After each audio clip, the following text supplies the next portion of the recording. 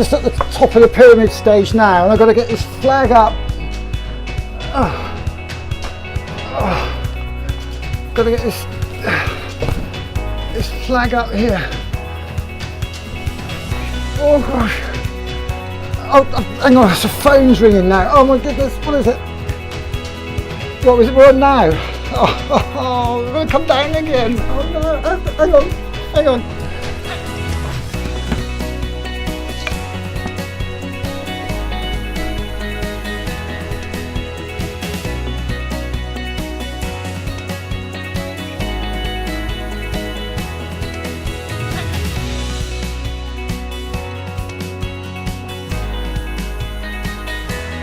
Whoa, 3 o'clock Saturday afternoon, here we are, Your Glass. I don't need my helmet now, do I?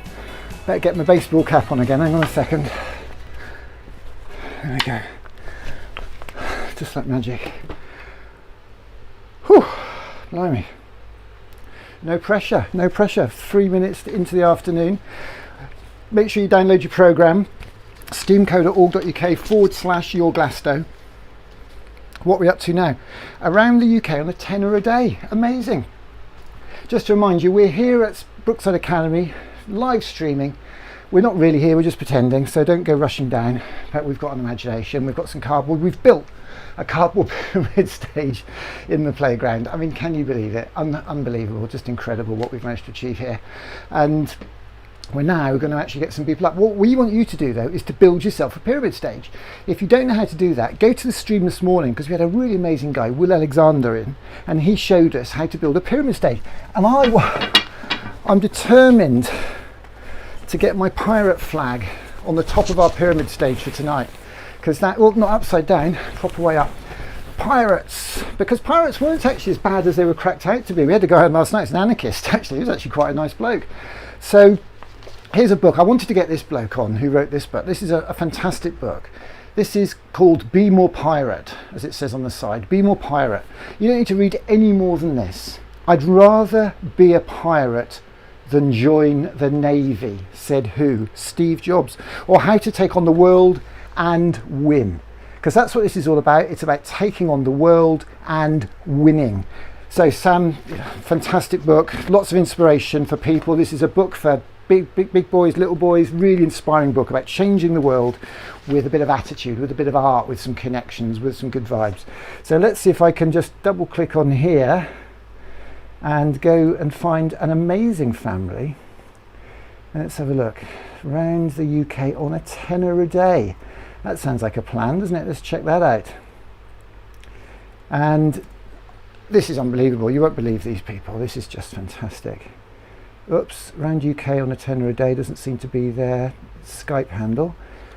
Oh no, there it is, I got it. It's Ms. Chick, which is the Chick family. I don't know if they're watching, I don't even know where they are. Here we are, here she is. Look, we chatted 7 hours ago, did we? Gosh. Accept that invitation. Wow, okay, so this is going to be really, really super cool, okay? Because this is an amazing family. Here we go, that sounds like it's ringing, which is always a good sign. We like ringing sounds. We do like ringing sounds in our house. We don't like it to ring too long, but we don't mind a bit of ringing. That sounds good. It sounds like, oh, here we go. Here she is. There you are. I can hear you, I can't see you. Oh, is it going to come in a minute? Let's have a look. Hold on. Hang on, don't you worry. Fantastic. Yay! Hang on, I've got the wrong screen up there. Let me have a look. There we go. Hello everybody, how are you? Yeah, good, thanks. It's lovely to see you again. This is, have you got 2 screens or just this one screen on at the moment? Just the one. Yeah. Not to worry, so you won't realise, but you're actually on the pyramid stage at Glastonbury at the moment. On our that's the spirit. On our pretend cardboard pyramid stage, which we built with toilet roll tubes, a bit like your dad. Let's have a look at your dad, because he's my hero, your dad. Here. Hello, how are you doing? All right. I'm good, Nick, thanks. It's a bit quiet actually, not to worry. Tell everybody how we met, where we met. So we met, I can't remember when it was, in November at the Eden Project. That's right. At the Eden Community Camp.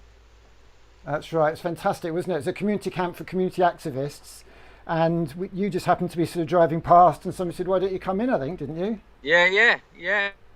All good vibes. Sort of gate crashed, I think. Story of your life. Tell everybody what your story is, because it really is quite remarkable, isn't it? Come on. So well, I guess how we met you is we as a family, 5 of us, we took on the challenge last year to drive round the whole coastline of the UK on £10 a day in a 52-year-old Morris Traveller camper van. Amazing. And so it took us 10 months and we drove 7,500 miles. And we sort of originally started it as a challenge to raise money for charity, just because we wanted to do something to make a difference. But as we kind of travelled, we discovered all these just ordinary people out there making a huge difference in their own areas and bringing people together and, you know, transforming their communities. So it became about giving them a platform and sharing their stories as we travelled. And also about searching for community and for solutions and for ways we can all make a difference. Wonderful. Well said, Gracie. And we would stop at lots of community projects all around the country, as well as really enjoy the countryside and the coast and all the different places that we visited. And we stopped at most mechanics as well. Did you? Yeah, you got a few new lots friends, of, have you? Mechanics. You got new friends? Living in a 50-year-old camper van, it was constantly breaking down. So yeah, we visited tons of mechanics. Fantastic. So where are you at the moment? Did you actually manage to get back home? Yeah, so we're in East Sussex, which is where our home is. Yeah, we live on a big campsite kind of stroke farm in East Sussex. So we've got a tiny house on the farm, so that I built as well. So we're back there for literally I think just before all this kind of kicked off. We got back and have been here since. Yeah, I actually haven't left the farm for since I think it was the 27th of March. Yeah, so really, wow. Yeah, so it's been interesting. Yeah, tomorrow's our first day out. I think we've all had an interesting period of time. Really, it's been quite interesting for us Definitely. all, hasn't it? So what's been the highlight? Yeah. What's been the highlight of your tour? Would you say, guys? Go on, Iris. I think just meeting so many different people and finding out that there are so many different little pockets of community all around the UK.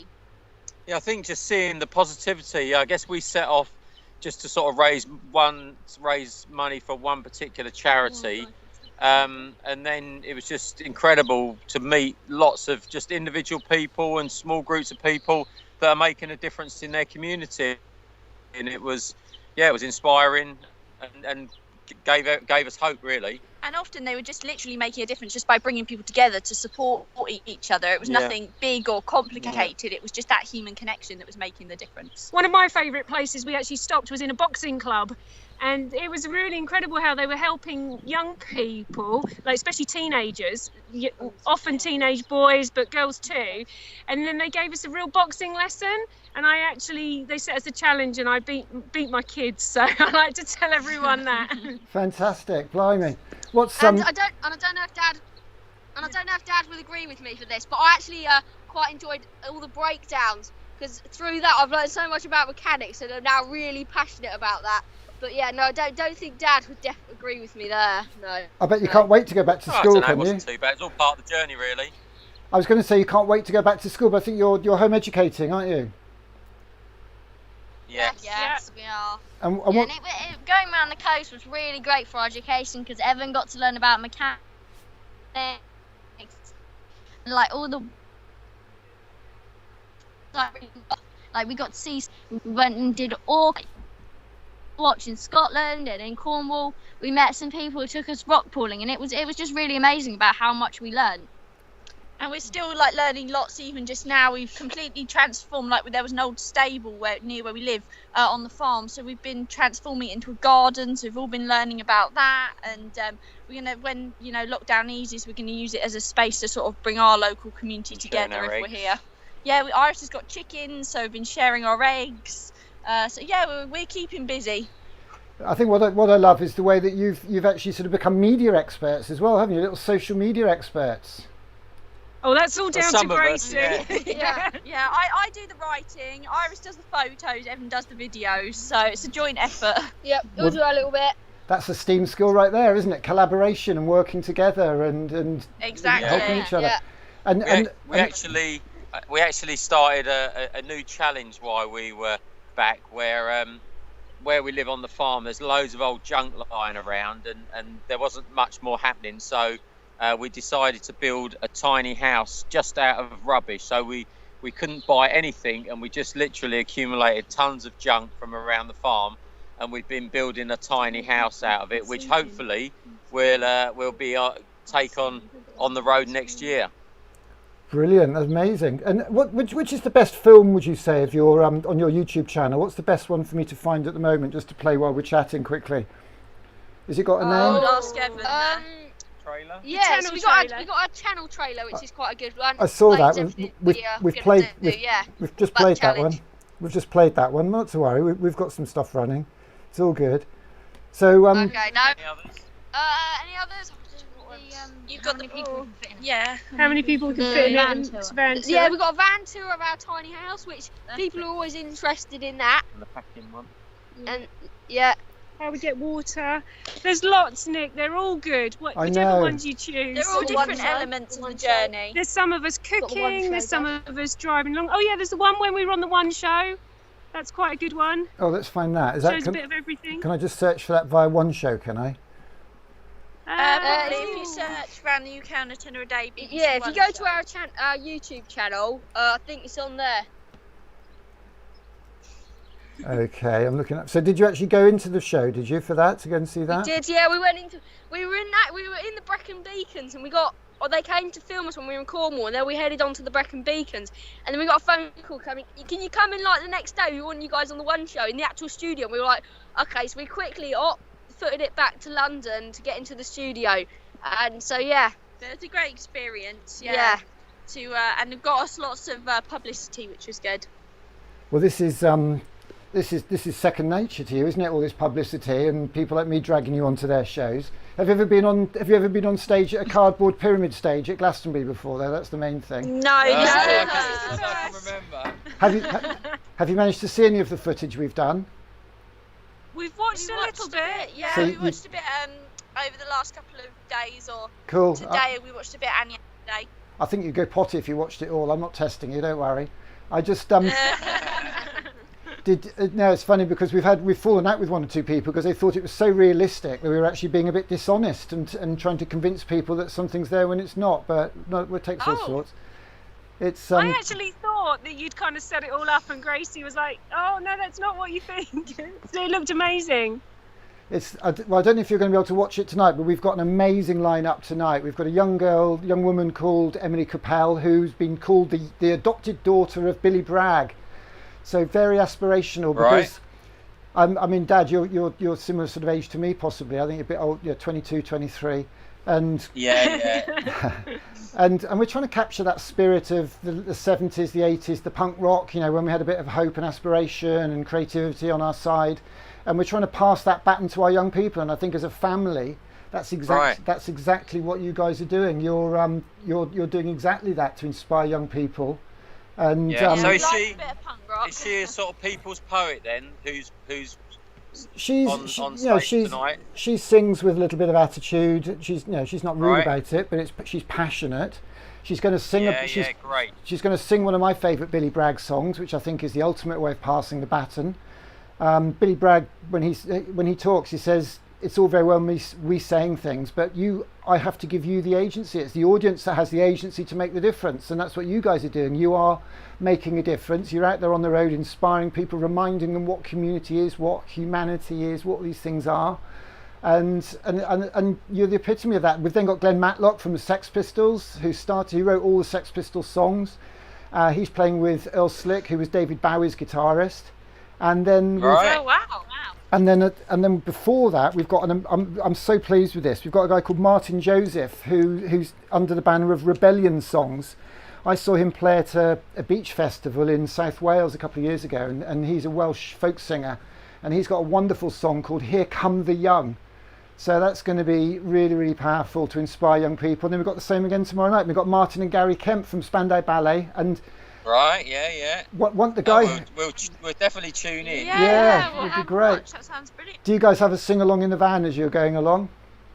Oh, always. Yeah. Yeah.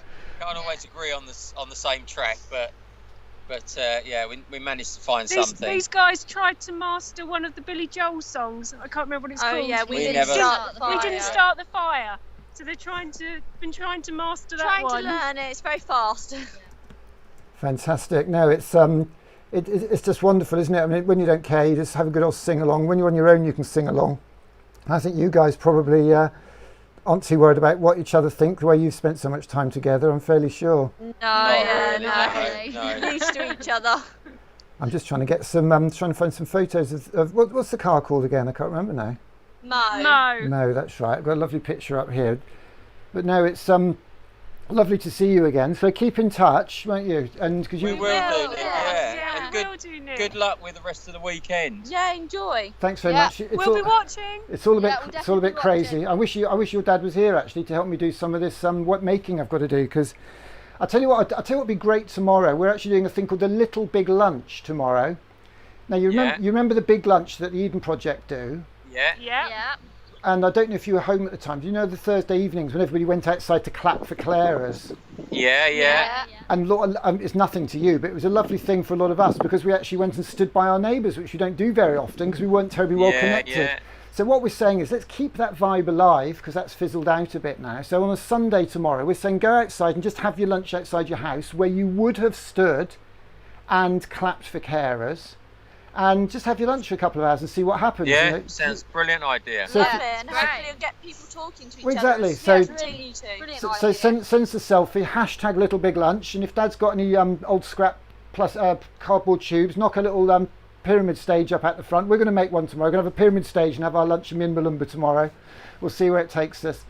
Thank you so much. That's all right. Thank you. Hopefully we'll see you we'll catch up with you when we're on the road next year, Nick. Absolutely. Well, do keep in touch, won't you? And we're all Will over the do. place. Well, thanks for having us. As soon as I can get out of here, I'm going to be out of here. Thanks a lot, guys. Lovely to see See you later, guys. Bye-bye. Bye-bye. Bye. What a lovely bunch of people they are. That is it, home education. When people talk about home education and in school, out of school, whatever, when you see and hear those young people so confident, so creative, family, really tight unit. I mean, we all got to be a little bit envious of that. That really was fantastic.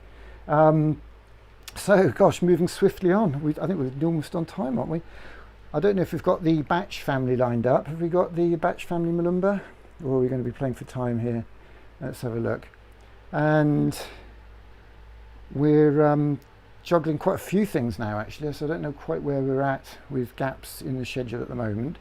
I might just cut back to our little film actually for 5 minutes just to play catch up with everything. Let's have a look. Let's get rid of that and go for it. I'm just a dad, and I passionately believe that the future for our children, our communities and our country lies in one thing: creativity. It can inspire our kids in their learning. It can create careers and connect communities. 10 years ago, after a trip to a festival, Camp Festival, I went back to my son's primary school and started a non-profit community enterprise called STEAMco with other parents, teachers and local businesses. We ran mini creativity festivals. STEAMco helps connect our kids with their art and our communities with their schools. Last weekend in that same playground, I filmed an amazing set by the legendary Glenn Matlock, co-founder of the Sex Pistols, and amazing global rock star Earl Slick, who used to play with David Bowie. It will be their performance at an event we've just been given permission to run in the playing fields of a school just down the road from Glastonbury. We're calling it #YourGlasto. It's one of 5 free 3-day Art of Community festivals that we're running all summer with the help of the Arts Council and funding from the National Lottery. Our first one was live streamed from Eden Project at the end of May and featured inspiring talks, uplifting performances, creative activities and community engagement. We had a fantastic performance by the blind and disabled young woman Kirpa from Leeds, We had a great Saturday night set from Emily Capel, and Gaz Mayle even Skyped in from his hideaway in Wales. We had a right old laugh watching Rosemary Schrager teach Levois to cook, and we all split our sides with Basil Brush. Technology is an amazing thing. Punk icon Jar Wobble chatted with a grandad in Liverpool. On Sunday we had a little big lunch, and after that rockstar activator Tom Morley led a co-drum circle with hundreds of people all over the world. And we had a couple of great late night dance parties where people could Skype in with a green screen background and end up on the dance floor. As the CEO of the Arts Council has said, let's ask, what if? Let's start a creativity revolution. let's create our Glasto, my Glasto, your Glasto.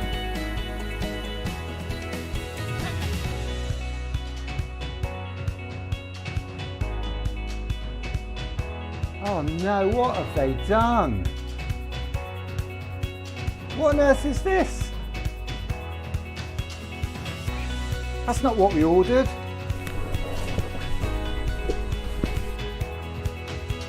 Hey mate, what are you doing? Whoa, what are you doing, mate? It's out of that area. Oh, sorry, I've got a helmet, hang on.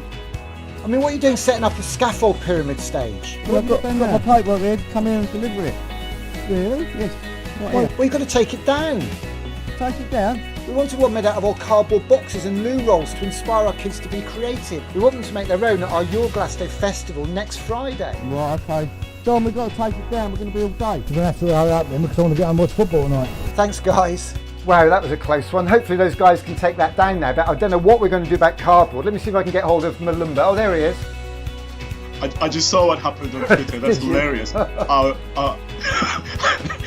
looking forward to what we're going to do with all that cardboard. Well, we've got to make a stage out of cardboard. Do you remember that? Well, who was that guy you had on last week? Who made Will Alexander? Yes, absolutely. Can you get him in on Friday, and he can show the kids how to make pyramid stages out of out of cardboard tubes like this, toilet roll holders, cardboard boxes, anything like that. And even maybe some of the kids can get some of these big cardboard tubes from the carpet warehouses. There's one just down where I am.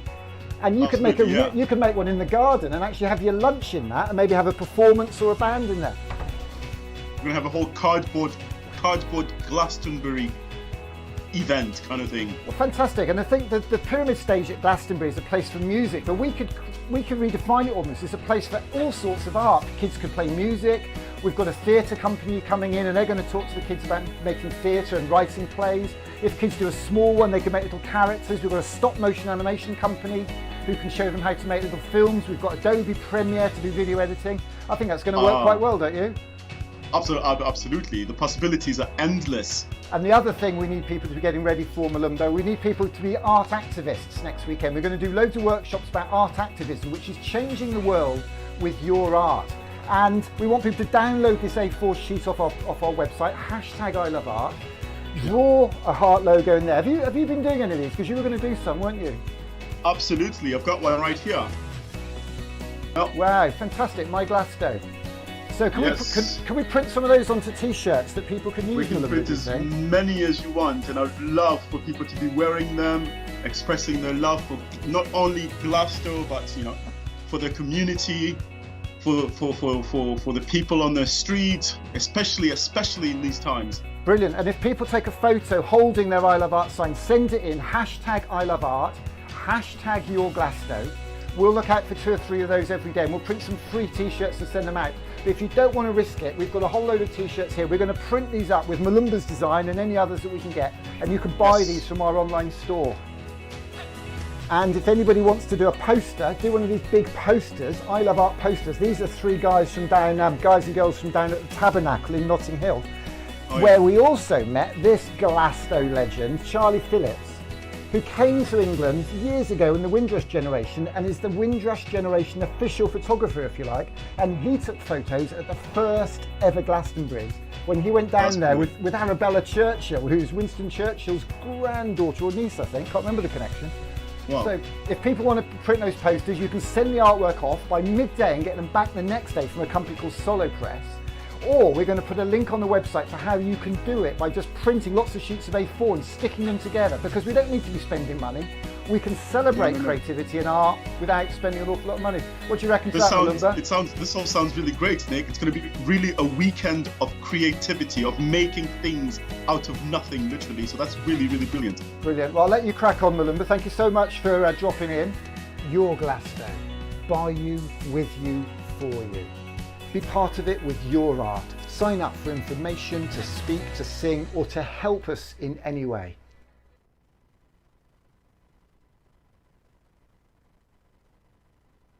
Okay, we're waiting for, got one person we're in contact with, a little bit of a hiccup there, so I'm just going to put another movie on for you, just to keep the channel ticking along, keep things buzzing, as they say. Let's find the Rocket Kids Club. That's a good one.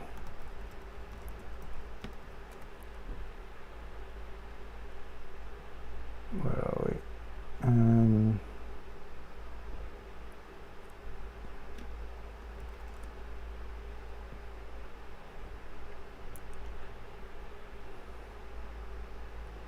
I'm having one of those moments actually. Should have been a bit more organised than this afternoon, but it's just gone a little bit belly up. Not to worry. Now somebody's messaging me. Let's have a look here. Actually, I'll tell you what I'm going to do. I'm going to play you this little film. Let's get this one up. This is because this is what somebody said about. Might have said about this event, mightn't they? But the world of online events. A lot going on at the moment in terms of events. There's an event next week, Lost Horizon, which is a very, very exciting and interesting looking event. There's a little movie made about that. Hello, Nigel here. I want to tell you about what we've been up to while we've been locked in. Push off, Nigel. We were here first. Only joking. Lockdown's pretty hardcore, but it's really, really exciting to see all the fantastic creative projects in art and culture that are coming out of the stocks now. Toast looks brilliant. We can't wait to get some walnut whips and lemon meringue pie ready for that one. Check it out. And I've just seen that our mate Chris Tofu and the Shangri-La Cool Cats have just announced the Lost Horizons Festival. Well, what we've got together with is Sensar in San Francisco who do Second Life. So you've trumped me. Okay, thanks for that. Brilliant. I don't know if my Lou-Roll VR headset or Google Cardboard is going to be much use for that. It's 2 months now since we set up our community lock-ins. We've done pop-ups in Belfast, Cardiff, Glastonbury, Cornwall, Leeds, all over the country. We did a month-long UK art takeover with a Parliament launch event and have just done a 3-day Art of Community free family festival, which we pretended to live stream from the Eden Project. We had inspiring talks, uplifting performances, creative workshops and a whole load of community engagement activities. We even had a little big lunch street party and had a DJ set where we all went outside, had our lunch and did creative activities. It went so well that we're going to do it again all through the summer. So at the end of every month, we're going to do a 3-day Art of Community 20 free festival. We're going to be starting at the end of June with something around Glastonbury. We're then going to do something down in Dorset, back to our spiritual home around Camp Festival. We're then going to do a pop-up at Notting Hill Carnival with Gaz Mail and his Rocking Blues stage. And then in September, when everybody goes back to school, hopefully we're going to go up to our friends Leeds and do a pop-up 3-day Art of Community Festival up there at Parklands Primary School on the Seacroft Estate in Leeds. If you want to be part of it, if you just want to watch, if you want to Skype in and be part of a show, if you want to perform, if you want to do a talk, get in touch now. Bob Geldof has said that it won't be anything like Live Aid, and no it won't, because like him, we're not looking in the rearview mirror, we're looking ahead. We want to run events by the people, for the people, with the people. We want to launch a creativity revolution, and we hope that you, he, and every artist in this country will join us.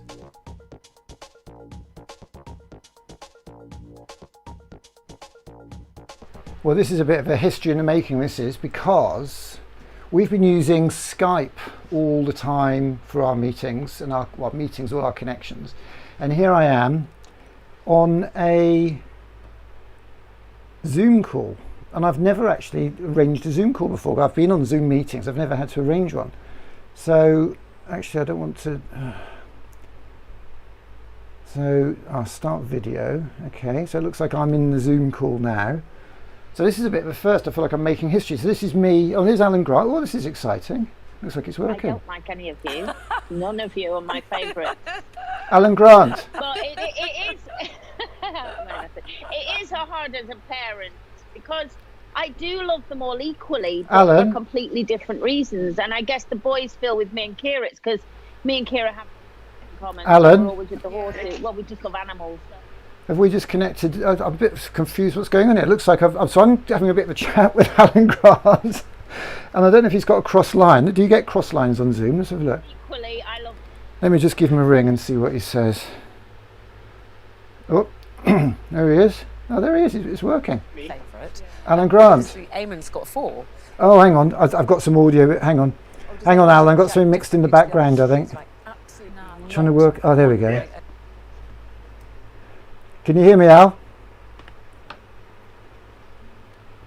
Can you hear me? Yep. I can hear you. You go ahead. Have you got good signal? Do you think your network's a bit poor? Is it?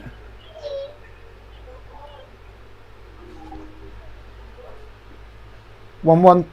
Can you hear me? Yeah. I can hear you. Is your data a bit poor? Can you hear me? I can hear you. Your data doesn't say it's very good. Can you turn your phone sideways for me? Can you turn your phone round so it's widthways? That way. Yeah. How's that?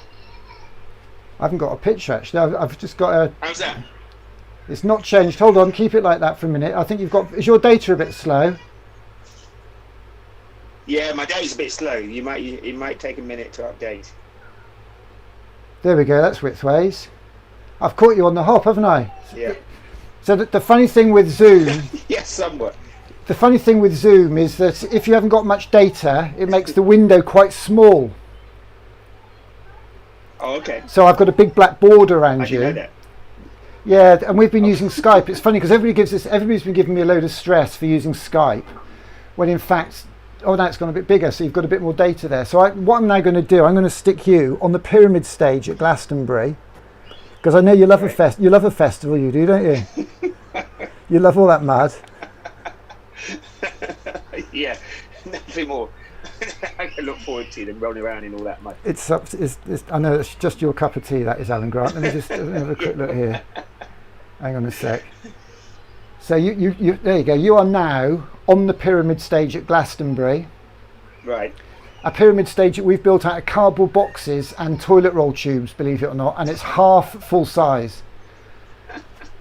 Now, I can't see any of that, Nick. I'm taking I your know. word for it. I'm taking your word for it. The problem is, you see, that we're using, because this is why we don't use Zoom. So, you've gone completely now. We've just got. Oh, there we go. No, I'm back. So I'm going to send you a little photo of you and me. Hang on the pyramid stage. I've got to work out the right way. Hang on. Right, I'm going to text you that photo on your phone. The funny thing about me and you, you've always had some idea that I'm Mr. Tech, haven't you?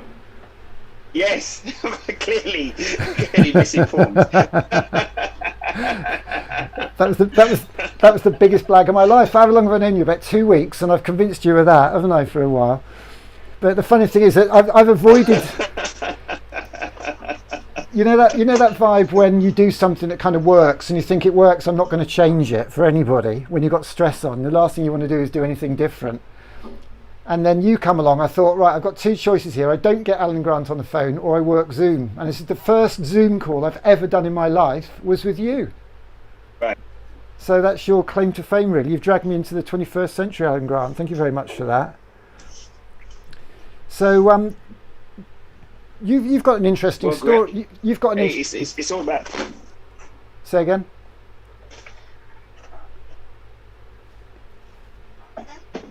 I'm good. So just stay with me for a moment, Nick. It's all good. Yep. Okay. Cool. I think we'll get much better reception here. This is where I normally take my Zoom calls. Are you on mobile data or Wi-Fi? No, I'm on Wi-Fi now. I was on mobile data, but now I've switched into Wi-Fi. Okay, cool. Yeah, go ahead, Nick. So, I mean, I must have known you 20 years or something like that, and actually it is 20 years because it's our 20th wedding anniversary this year, and we were hanging out a little bit before that, weren't we? 20th wedding anniversary. Well, I hate to say it, mate. God. It's one You've of been married 20 years, Nick. That's insane. It's one of your wedding anniversaries. You are the last of the Mohicans. Yeah. I mean, I'm on my second marriage, so that doesn't count. He had them both up. It might be 20 years. But you've. I mean, when I met you, you were running the Notting Hill Arts Club then, weren't you? Yeah. Tell us about that. Tell us about that vibe. Well, it's funny. Recently, I did an event called really strange event online during the quarantine period called Fuck Up Nights, and they've got like a global reach now. I think they're in something like over 80 different countries. They've got a huge following globally, and really it's a platform where you speak about failure, and you speak about your worst business fuck ups, and it's huge. You get 7 minutes to document it and tell people your learnings. And it was a really and I spoke about the Notting Hill Arts Club because that was really a period of my time. It's part of my golden years, really. I started. It was one of the first ever DJ bars. It was certainly the first one in Notting Hill, and it may have been the first really serious DJ bar in London. And it was an element of luck and circumstance and frankly just chance, and I ended up creating something there that is still there now today, 23 years later, and it was that first mover advantage, I think, because we were the first of what we tried to do and we executed it reasonably well. It gave us it's been a great platform, and it's stood the test of time, and it's been there for 23 years. It was essentially, originally it was launched as a kind of art space, and then I kind of pivoted that into a DJ bar, essentially with lots and lots of cultural programming across music, fashion, art, design. Initially we focused on music because that's what I knew and that's what I'd been doing for many years, and then it morphed into something that launched numerous careers. It launched the first, we outsold Ministry of Sound, one of our claims to fame, with our mixed album Lazy Dog, our Sunday afternoon. That was the thing with Ben Watt, yeah? Yeah, with Ben Watt, our Deep House Party. We sold $2 million worth of albums in a couple of years there, and we had McGee, the man who was at the time the manager of Oasis.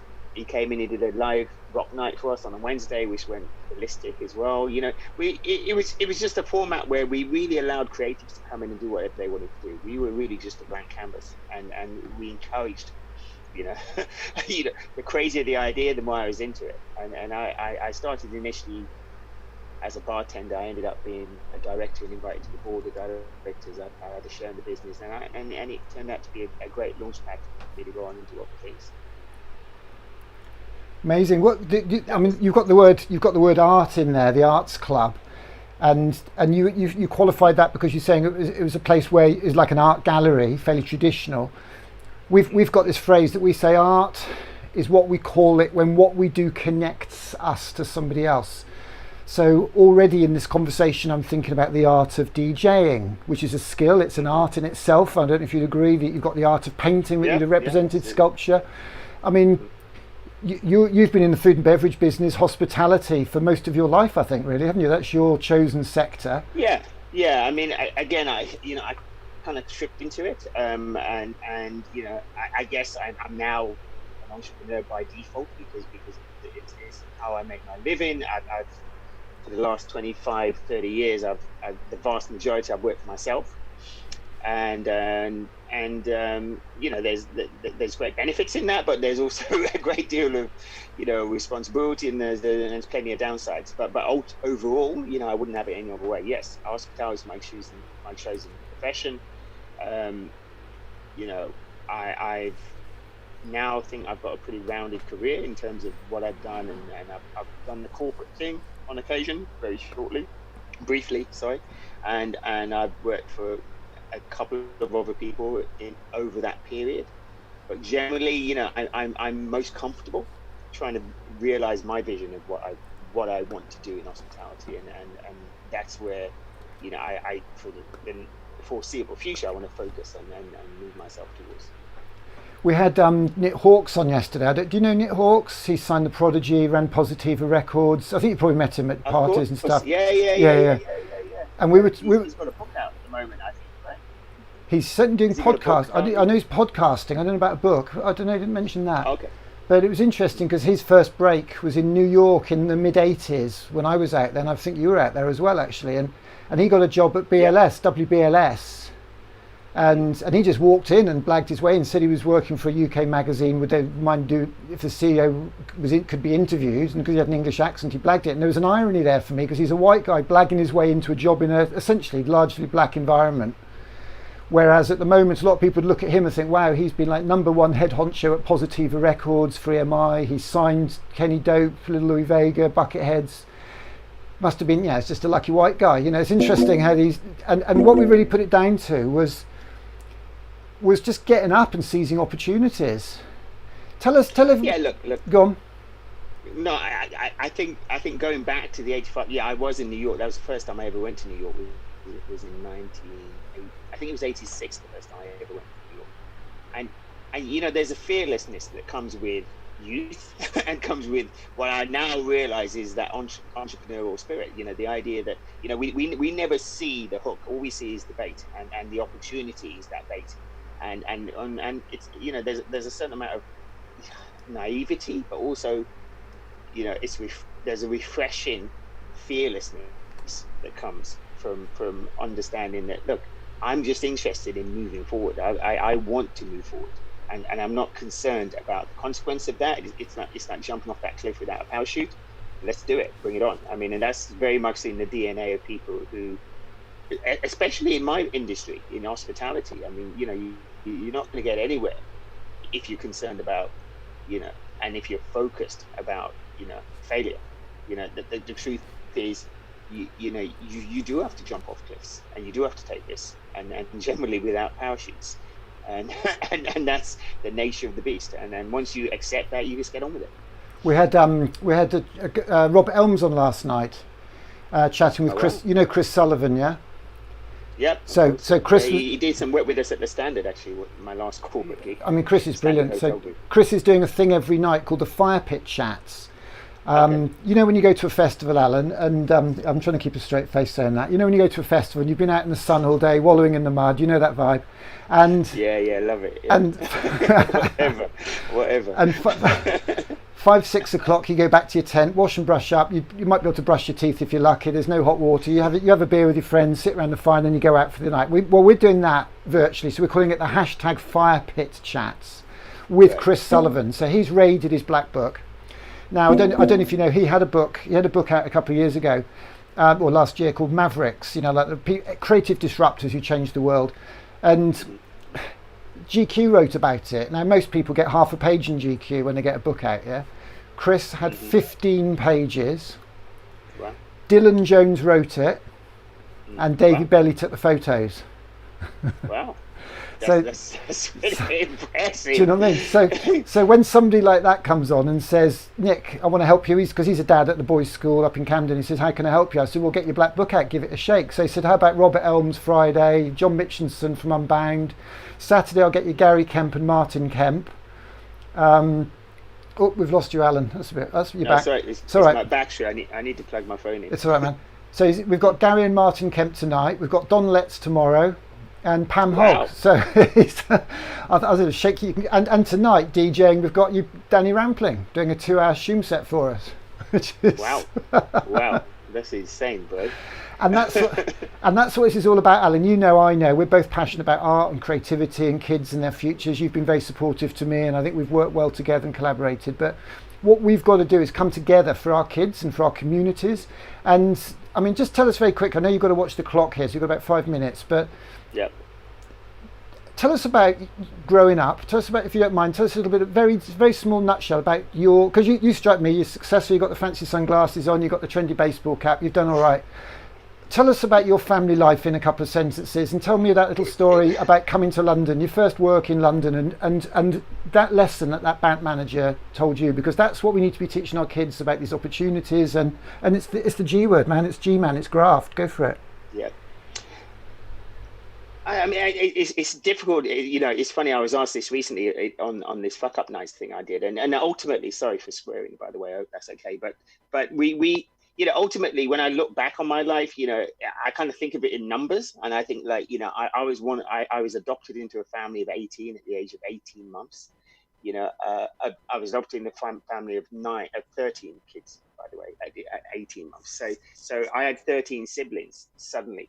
You know, we were essentially a normal family, a very big family, but a normal family. You know, my challenges started, you know, at the age of 15. I got expelled from school.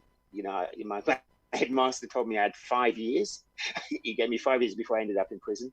Which clearly, perversely, he ended up being prosecuted and being imprisoned before embezzling school funds. But that's a whole other story. You know, I left to come to London when I was 18 years old, and I decided that I was really interested in fashion and music. I couldn't pursue that. I was born in Wolverhampton, and there weren't opportunities for me to do that there. So I arrived in London after applying for jobs. I got taken on by a company called Woodhouse, a huge, at the time they were the largest menswear retailer in Europe, and they gave me an entry-level job. I took it. You know, I did pretty well at it. You know, sold more suits than anybody else for Hugo Boss in 1 year. You know, and I think they gave me, I got £1,000 worth of vouchers to buy Hugo Boss clothes. Anyway, something like that. But anyway, it was a huge achievement for a kid from Wolverhampton. And you know, off the back of that, I decided that, you know, again, by chance, I went to New York in the mid 80s, and I decided I wanted to carve something out for myself. I remember going to the bank manager and saying, look, you know, I've been working at the Nottingham Arts Club. I really like what they're doing, but I want to pursue my own business. How can I do that? You know, what's the route for me achieving that? And luckily, you know, the guy was a relatively young guy, and he got it. He really enjoyed it. He was a customer of the Arts Club, and he really enjoyed what we were doing. And he said, look, if I take you through the traditional route, there's no way you're going to get this money. There's no way the bank will loan you anything to do this. And he didn't go into detail why, but ultimately, you know, I wasn't the right profile. I didn't have the right experience. I didn't have the right covenants. Now I understand all of these things, you know, but at the time it just felt like a no is a no. But ultimately it meant that I had to, you know, think outside the box. I had to find another way. And he helped me in developing another way to get to that goal. And he said to me, look, if you can get yourself some kind of asset base. So, you know, back then, you know, you could buy property at a reasonable price. You know, you could get 120% mortgages, which meant that you weren't putting down any cash and you were buying property. So I thought that was my route. That was my route to buy nightclubs. You know, I didn't want to be in property, but that was my route to get to my goal. And he helped me develop that. So we ended up with, you know, 10 properties at one point. We finally ended up with 10 properties and about 100 tenants. All across East London, and that was my route to buy my first nightclub. And without that manager's guidance and counsel, it never would have happened. And you know, ultimately, he just understood what I was trying to do, and he understood the obstacles and the hurdles I would have to overcome to get there.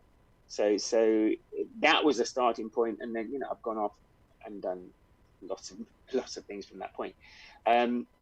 So yes, I mean, it's challenging, but the one thing I will say, it's not impossible. A lot of people tell you that, you know, starting a business, being an entrepreneur, it's too hard, it's too difficult. I remember my boss at the Nottingham Arts Club saying that to me. Like, you know, I asked him for, I think, 3% of the business, and he said to me, look, you go out and look for the site for 2 years. You go out and put your mother's house on the line. You go out and work every hour that God sends, and then you can have an equity position. And I got his point, and actually I understand that now. Once you become an owner, you understand. Yeah, it is. You know, no one wants to give away what they've achieved, but it's not impossible, and we're not putting people on the moon here. We're starting businesses, and we're seeing opportunities, and we're taking opportunities. And I think that the one thing I always try and leave people with is, look, you know, you've got to be in it to win it. You know, if you're not prepared to take a risk, you can't get the upside. So yes, it's balancing that risk, and as I've gotten older, I've learned how to balance that risk a little bit better. But ultimately, there is always risk involved, and that's where, you know, if I had to use one word to sum up my life, it's risk. I am definitely not risk averse. Most businesses and most people are. I'm not. I'd say that sort of sums it up in a way. Actually, and what's fascinating, that they talk about self-confidence and determination, aspiration, the skills that are typically taught in independent schools, which seem to be taught in independent schools. We had a guy on yesterday, you'd love the chat, David Rodriguez, because he was actually saying that the state education system deliberately breaks your confidence to keep you kind of in place, so that you don't. So it is, and and technically, I think he's an anarchist, but we're conditioned and brainwashed and conditioned that anarchism is like burnt out phone boxes and cars upside down, isn't it? And it's not actually values of peace, love, and just getting on, and respecting people's properties.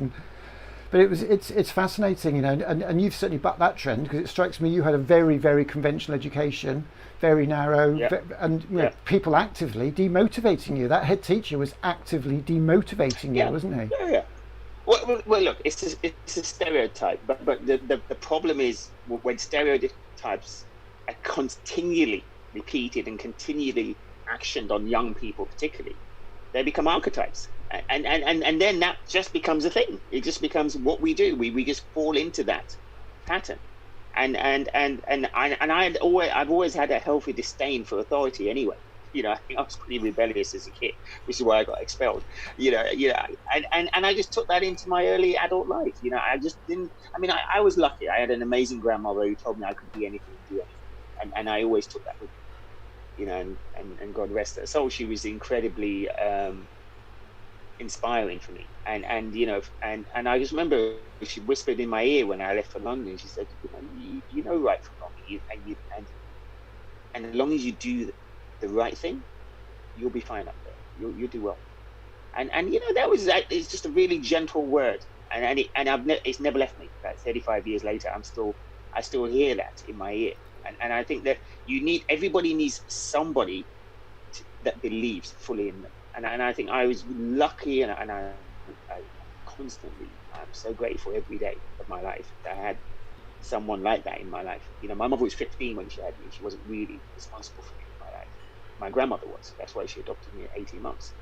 And she adopted me into her family because she wanted me to be safe. And that sense of security and that moral platform really set me up. No one was going to tell me what I could and couldn't do. And that was, and it wasn't an arrogance, it was just a mindset that I needed at the time, because it's challenging to go and start businesses when you're the first. I mean, I think I was the first black licensee in Chelsea, well, property owner, and I owned the largest licensed property in Kensington, Chelsea, the neighbourhood. And I remember being in the sector commander, a guy called Paul Robinson, and he said to me, I hear you taking over this site. I just wanted to put a face to the name. And he said, listen, as long as you continue to do what you do, you're in the business of selling alcohol and a good time, and I get that. And as long as you continue to do that, you always call us. We always have your back.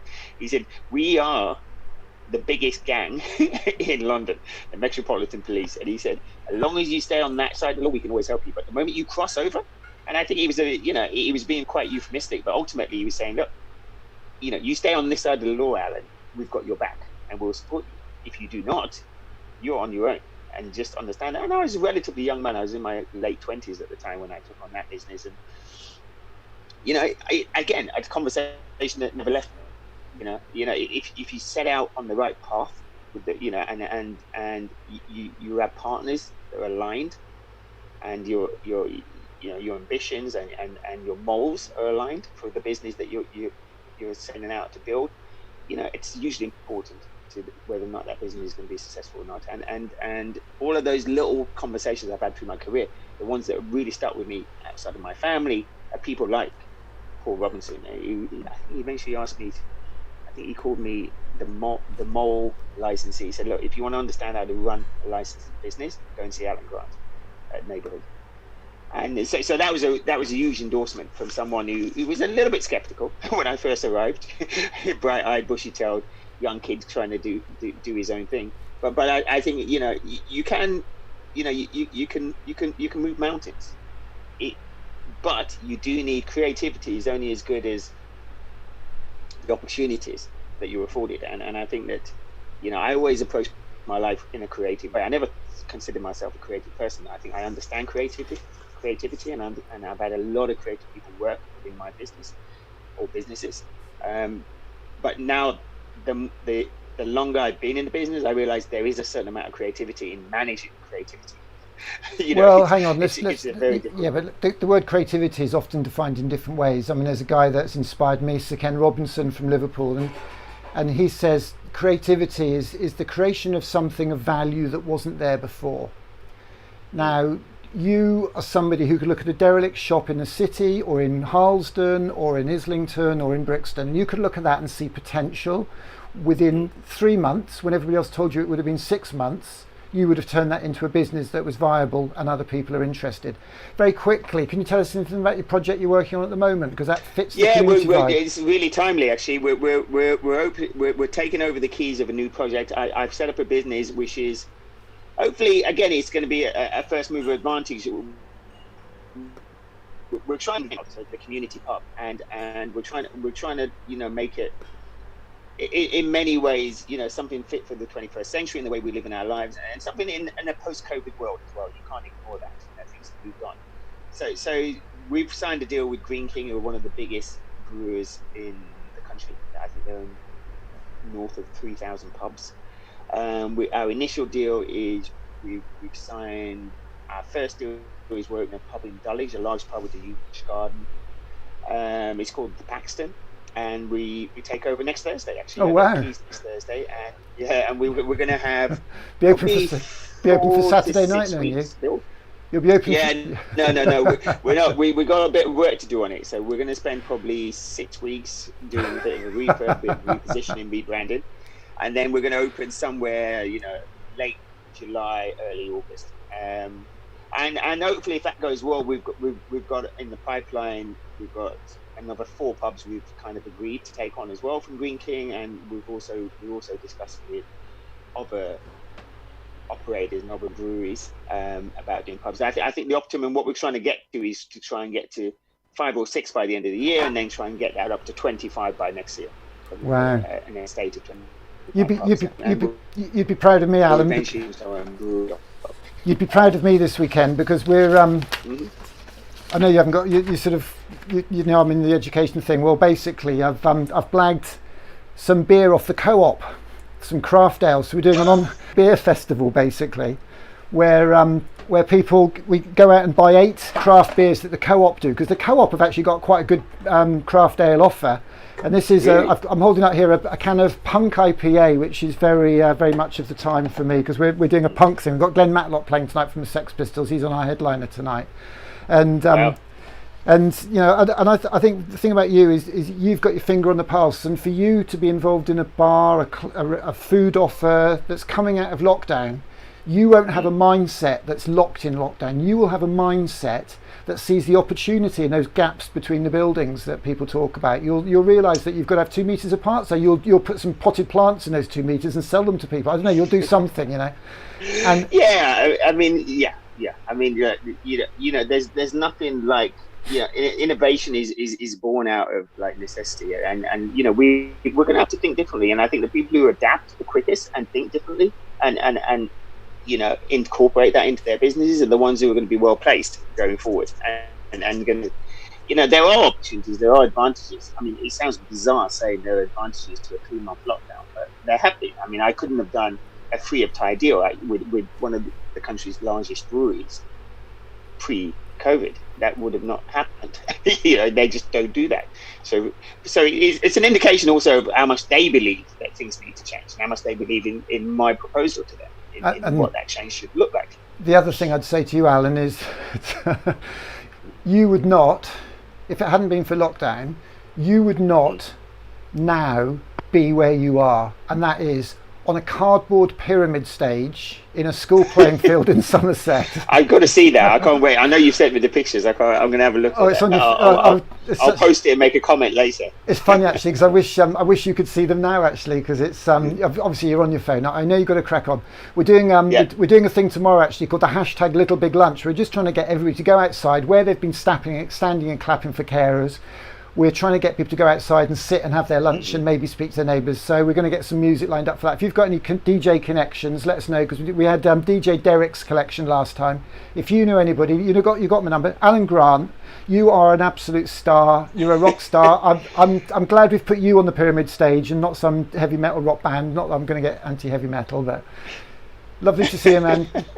Don't forget to invite me down when you open that pub, yeah? Hey, absolutely, bro. Absolutely. You're on the top of my guest list, bro. Fantastic. Okay? You take care. It's always a pleasure, man. Keep doing what you're doing. It's really important work. Thank you. Thanks a lot. And love to the family. Stay safe. Take care, man. Bye-bye. Right. Bye-bye. Take care. Bye, man. Wow, there you go. Alan Grant. What an amazing, inspiring, incredible person. Let me just find something relevant to have on screen here. Oh, we're flicking through here at random, aren't we? It's all a bit of a jiggle, this is sometimes. Let's find a nice little graphic to put up there, make this a bit more appropriate. Let's get that picture up there. The stage is set for tonight. Alan Grant there, the art of inspiration, the art of leadership, the art of business, the art of entrepreneurship, the art of music, the art of DJing. I mean, everything wrapped up in that guy. He's just off the scale. Really, really super chap. So where are we going now? Let's have a look. We are going to... So that was my first Zoom call. The irony is that my first ever Zoom call was with Alan Grant, who's like Stone Age man, aren't you, Alan? If you're still listening, he's probably gone now, but not to worry. I'm going to leave that meeting. So that's my first Zoom call that I've arranged. Obviously, I've been on them before, but I've never actually set one up. So there we go. That was an experience. And do you know what? It wasn't as good as Skype, because the window didn't fill the full 16:9. It had 2 black bars, so that was rubbish. It had my video always in the corner. I couldn't turn that off. I could leave it as a little bar. So it's not good. So if anybody gives me heat for that, they don't know what they're talking about, is all I'm saying.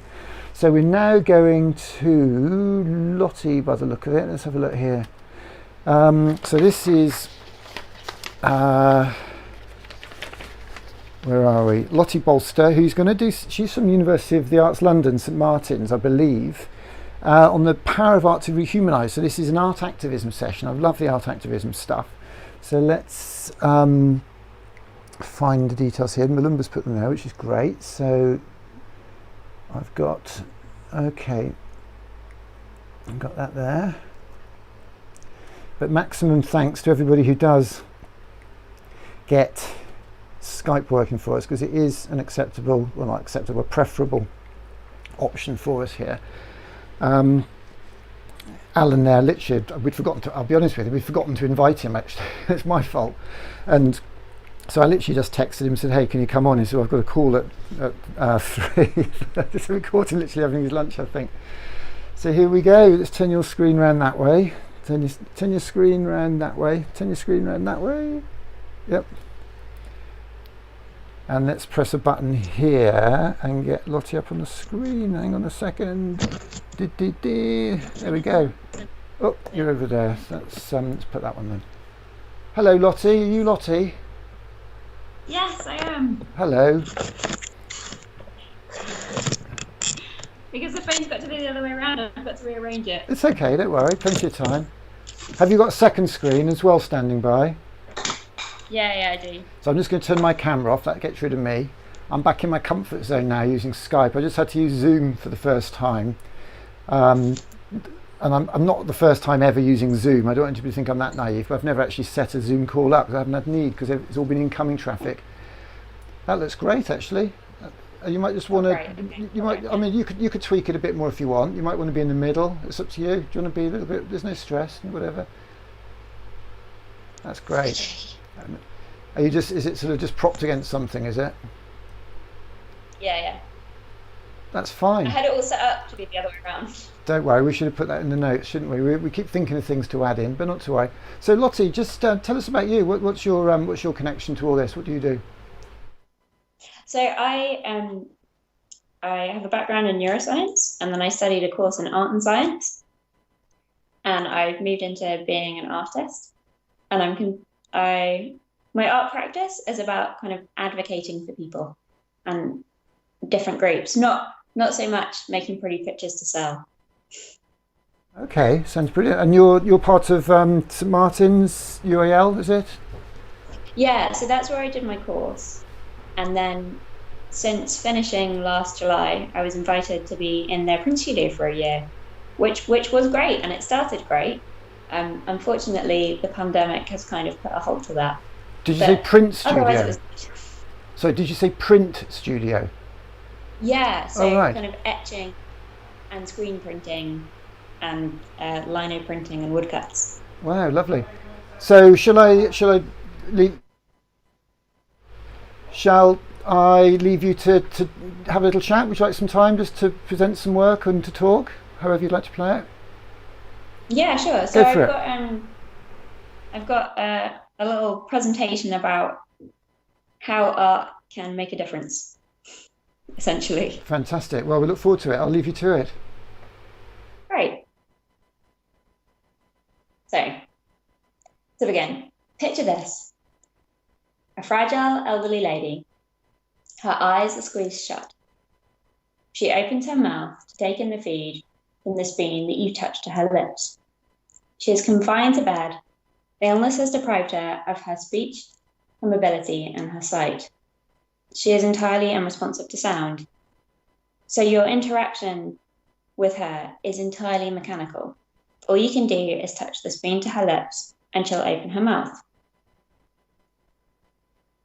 Now imagine the photo at her bedside. It shows a young, elegant woman stood near a beach with a pier in the background in the sunshine, looking very happy and very elegant and very young. They are the same woman, the woman in the bed and the woman in the picture. And this was an experience I had as a young volunteer working in adult social care. And when I saw the lady and then saw the lady in the photo, I realized that she was potentially a reflection of my future self. Right now, I could resonate better with the person in the photo, but in the future, I may also myself be in bed and unable to look after myself. And at that point, I realized that I have the capacity to dehumanize someone, to see them as somehow less than human. It was the kind of mechanical interaction that we had, where all I could do is just put food and she would accept it. That I just wasn't quite seeing her as fully like myself. And so for the next kind of 10 minutes, I'm going to talk a bit more about our tendency to dehumanize people, why we do it, and what the implications are for art projects aiming to advocate for any kind of social group. Firstly, what kind of projects am I talking about? When I say social justice projects or campaigns, I'm thinking of arts projects or charity fundraising campaigns that are aiming to raise awareness of an issue affecting some kind of societal group and ultimately provoke people to action. So this issue might be something like homelessness or systemic racism or the migrant crisis. And the response it's calling for might be simply to get people to be aware of the issue and spread the word about it. It might be to join protests. It might be to pressure policymakers, or in the case of charity campaigns, often to get people to part with cash. As an example, you may have seen that there was an artwork shown yesterday of the clenched fist. And that was a response to systemic racism. And it's kind of like a call to join the protest, to join the action against it. Another example would be Ai Weiwei's life jacket installation. So in 2016, Ai Weiwei famously installed 14,000 life jackets on the front of Berlin's concert hall. And those life jackets had genuinely been worn by refugees going from Turkey to the Greek island of Lesbos. And so Ai Weiwei was highlighting the plight and the severity of the migrant crisis, which at that time was at its peak. So these kind of campaigns, they typically use the power of pity or empathy to elicit some kind of response. But very importantly, pity and empathy are actually very different things.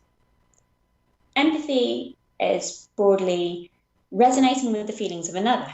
Rejoice with those who rejoice, mourn with those who mourn. It involves a cognitive aspect and an emotional aspect. The cognitive aspect is essentially seeing someone's situation, rationalizing what they must be going through and how it must be affecting them.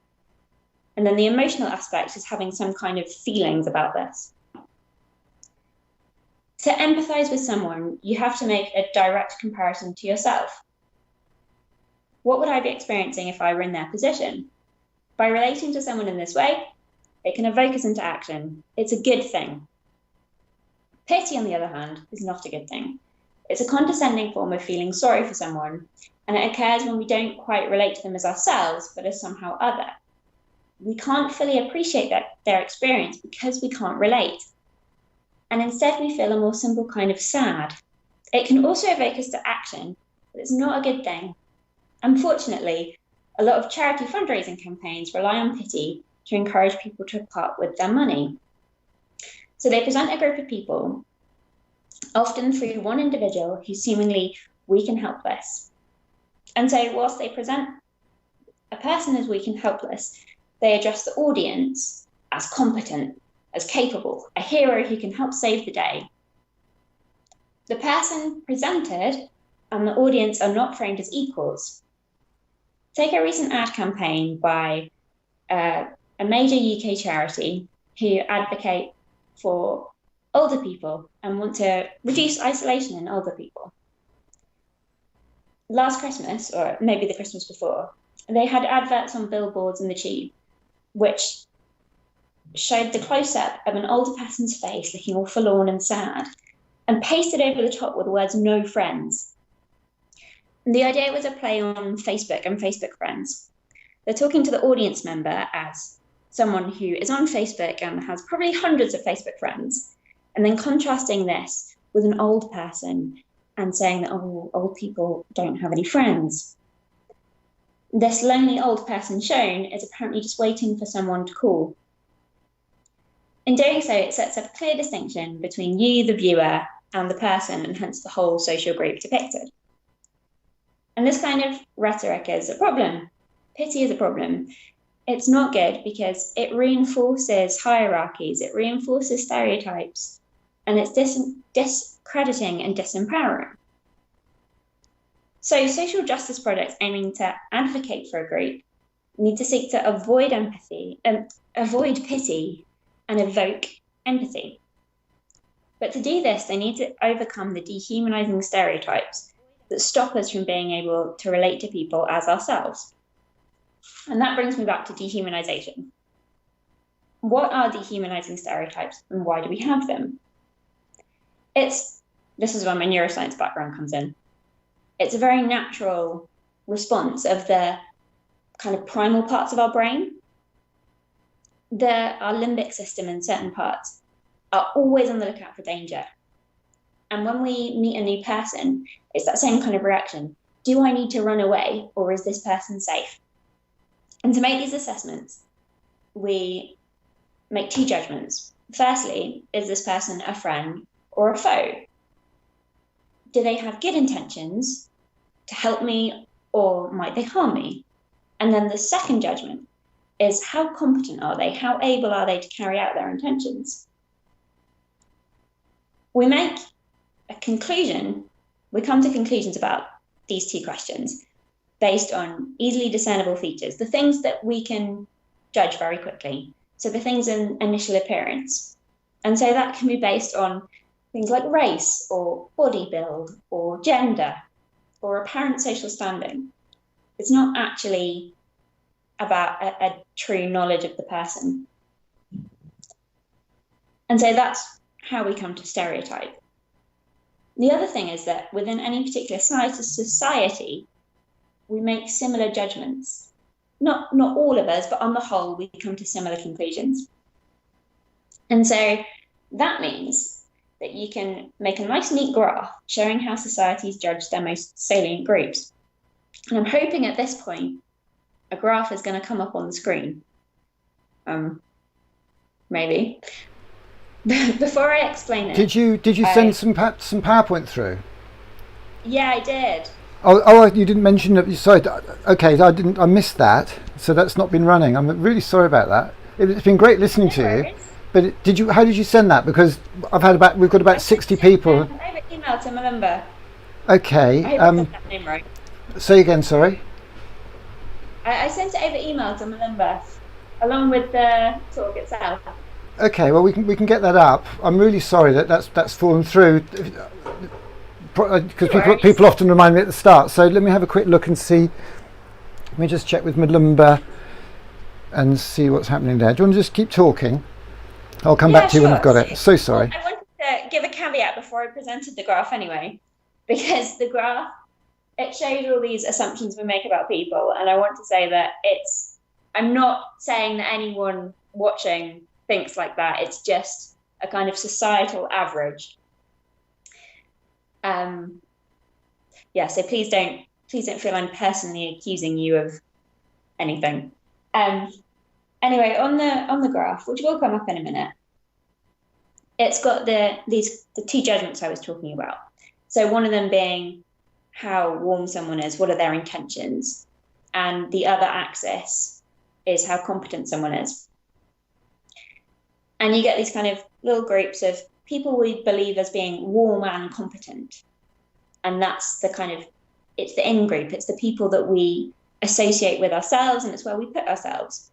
So we think of ourselves as warm and competent, and anyone else we see as warm and competent, we can relate to, we can empathize with. And then there's three other kind of groups. One of them is the sort of people who we see as warm but not competent. We don't give them any recognition of their agency. And sadly, we tend to, again, as a society, we tend to put disabled people and elderly people in this category as being warm but unable.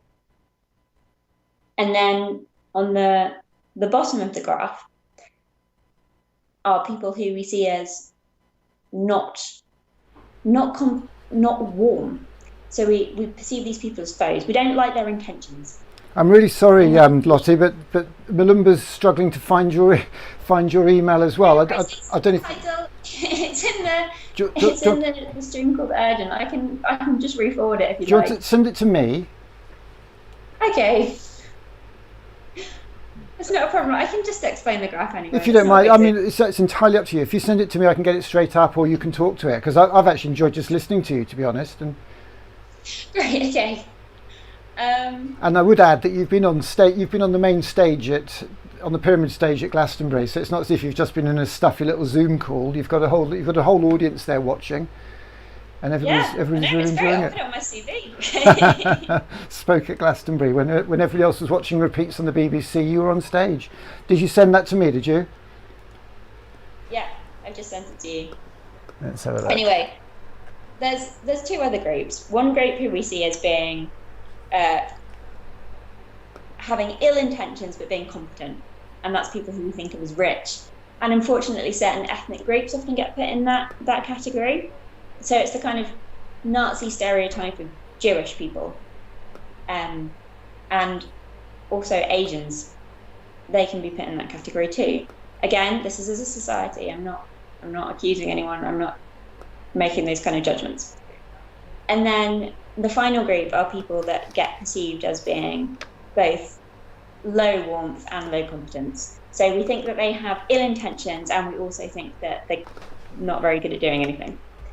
And that tends to be people who are receiving some kind of job seekers benefits, and also the homeless. Homeless, sadly, are considered the lowest of the low, and they're really the most dehumanized. The thing is, it's only the first group that we really relate to, and so anyone that we stereotype as being in these other categories, we don't relate to them. So we can't empathize with them. We can only at best pity them, and that's where social justice products need to do something. They need to overcome these perceptions to help audiences to see people differently, so that we can get beyond pity to genuine empathy. Okay, we've got your slide up now. Your slide is on the screen. Okay. Sorry about the delay on that. Well, hopefully you can see the green circle. That's the top right, the kind yeah? of in-group. Yeah, top And then top the right. The red circles are the groups that we tend to see as less than ourselves, and so we can't empathise with them properly. So I'm going to go back to, in a second, I'll go back to the elderly group. Now, yeah, social justice projects, what they need to do to get over these stereotypes, they firstly have to identify stereotypes relevant to the group that they're advocating for, and then consider how to reframe individuals within that group as just that, as individuals with both warmth and competence. So individuals that we are like us, we relate to. Going back to the elderly group, they're in that kind of top left section as being warm but incompetent. And so if advocating for those groups, unlike that advert that I was slamming earlier, we need to understand and reframe people within their abilities. I mentioned a minute ago that I did a master's course in art and science. And for my final project was called On Growing, and it was designed with precisely this aim. It was advocating for all the decades of someone's life, but doing it by reframing people, showing them within their abilities. There's an African proverb that when an old man dies, a library burns down. This acknowledges that whatever an individual's physical abilities, however many friends a person has or doesn't have, they have a unique life experience. They have stories that no one else has. They have a knowledge that is worth tapping into. Think of a tree, and like a tree wears its life on the twists and turns in its branches, each knot telling a different tale, and the growth rings. When you cut a tree and you can see the growth rings. And through those, we can learn about the world, we can learn about the climate, we can learn about fires that might have happened. That tree is a living archive, and so is every person. So, On Growing, the project, changed the normal narrative of the elderly as weak and incapable by positioning them as individuals within the framework of being a living archive, full of all this knowledge, this information, this life experience. In the project, which is another slide, which may or may not come up, who knows? Which one do you want? The next one with the picture of that tree? That's right, yep. Let's go to that. We're on it now. We're on fire. Great. Thank you very much. So in the project, I worked with 4 women whose ages spanned 4 decades, from the youngest in her 60s to the eldest in her 90s. And with each person, I made a metaphorical portrait of their lives, and each portrait was a tree. So there's 2 here. One shows the kind of full tree, and another one that's a cross-section through with the growth rings and a big scar that represents kind of a really traumatic event in her life. So these kind of the shapes, the marks, the scars, the blossom, all represented a particular aspect of that person's life, their experience, their philosophy, and their unique take on the world. At the show, the women, who I prefer to call my collaborators, they were present to represent themselves.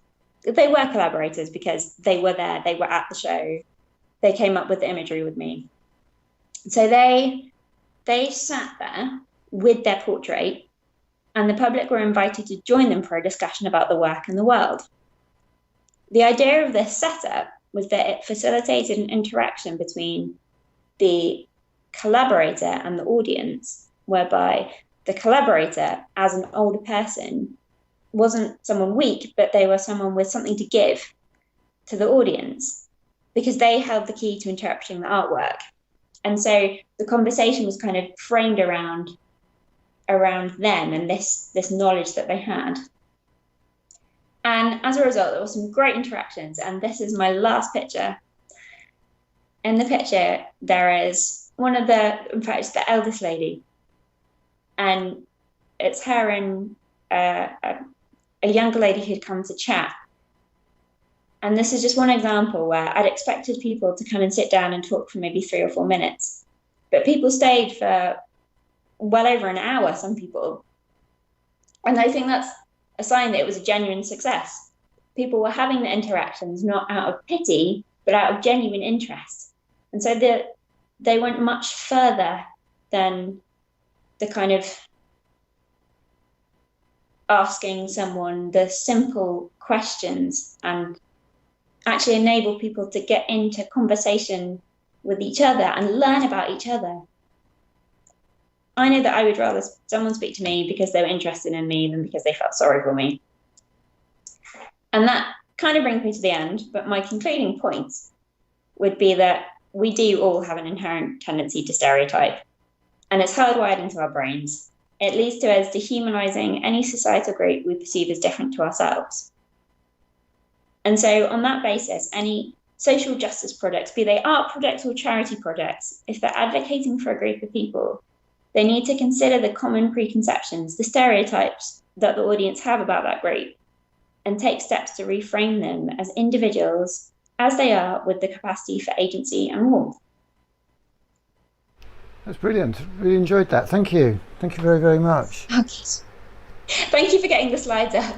Well, and I'm so glad I did. I was worried that maybe I'd missed lots and lots and lots of slides, but in fact that was the first one, wasn't it? So for once in my life, I'm not quite as bad as I'm sort of beating myself up to be, basically. No. There we go. So no, that's wonderful, and it's all part of the rich tapestry, if you like, of what we've been doing this weekend. It's been really lovely. And you're right on time, actually, because we had somebody else who was lined up to come on. They can't make it, but somebody else has come on at a moment's notice. So it's all worked out very, very well. Have you managed to catch much of the footage that we've been up to this weekend? Yeah, so I watched a bit from yesterday, which is when I saw the fest. You were talking to a lady about that. And I also saw a bit earlier today about the cardboard engineer who'd made a brilliant model of the pyramid stage. Wasn't that great? Yeah, my husband and I were watching it, and we really liked his title, The Cardboard Engineer. You liked what, sorry? His title. He referred to himself as the Cardboard Engineer, and I thought it was a great title. Well, you were at St Martin's, and I mean, we have this phrase which everybody's heard this weekend: art is what we call it when what we do might connect us. And we believe we have to help our kids aim high, find their passion. We call it their art, which might help them make some money, a little bit, a lot. It might help them make some friends. It might help them make the world a better place. It might connect them with other people. And we're just trying to bring the breadth of what might normally be in the out of main key main stage, bringing that onto the main stage this weekend, because the main stage isn't being used, and we're using it as an art gallery. And your work around social change, it was lovely to hear you talk about collaboration. That's what this is all about. And I don't know if anybody's going to do it, but I would love to see somebody make a cardboard pyramid stage and put some art in it, some sculptures, some little bits and pieces, a couple of beer cans, whatever.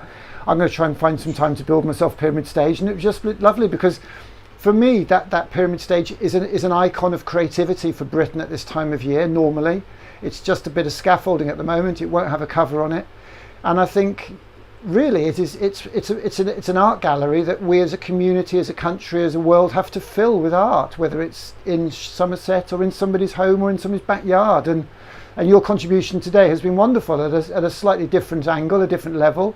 It's very considered, it's very intellectual, and it's certainly connected us, and that's wonderful. So thank you very, very much. It's been wonderful. Well, thank you for having me, and I'm very privileged to have been on the pyramid stage. Great. Are you, just out of interest, are you familiar with our little big lunch thing we're doing tomorrow? Yeah, I heard you talking about it earlier, getting everybody out to have lunch where they are, where they clap for carers and to speak to neighbours, and I think that's a great idea. So if you are able to do that with speaking to people. Sorry?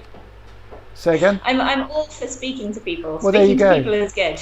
Well, download the brochure, because that's got a little poster. You need to print off a few of those, put those on some lamp posts around the street, and get everybody involved. But even if it's just you, we're doing this 3 more times this summer. We're doing it at the end of July at Camp Bestival in a thing called Art Town. So if you're interested in doing some stuff there, that would be great. We're then doing Notting Hill Carnival, Gaz Mayall's stage, and then we're doing Seacroft Estates, a big community estates up there in Leeds. So you're making all the festivals happen. Well, we are, but what is a festival? It's just a collection of people that connect, isn't it, with their art. So Yeah. we're not necessarily trying to redefine festivals. We're just trying to keep the vibe alive, and it's been lovely. And the fact I'm delighted to know that you checked in this morning, because I have no idea who's watching, to be honest. So it's wonderful. Thank you so much, Charlotte, and do keep in touch. And if you do have a little big lunch tomorrow, do share some photos on Twitter or something. Will do. Will do. Thank you very much. Thank you very, very much. Bye bye. Goodbye. Well, there we go, on the pyramid stage here at our pretend Glastonbury. Not Glastonbury, not pretending to be Glastonbury. We are your Glasto. Hashtag my Glasto. Hashtag our Glasto.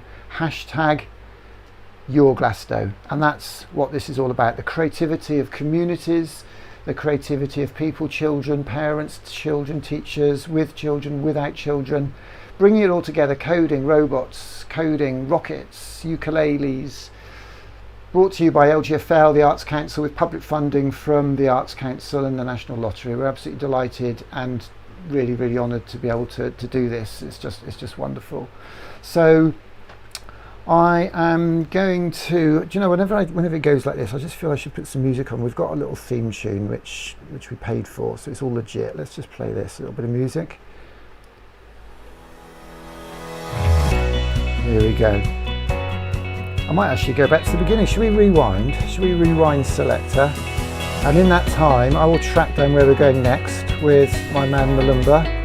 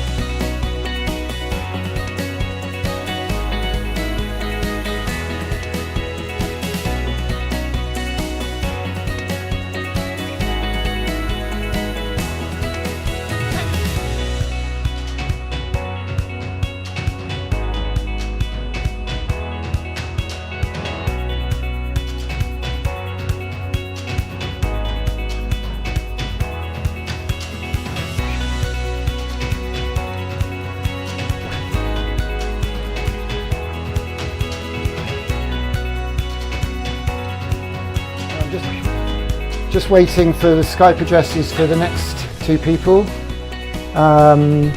What is the Skype address? Is that it? Meeting. That's a strange one. Let's have a look.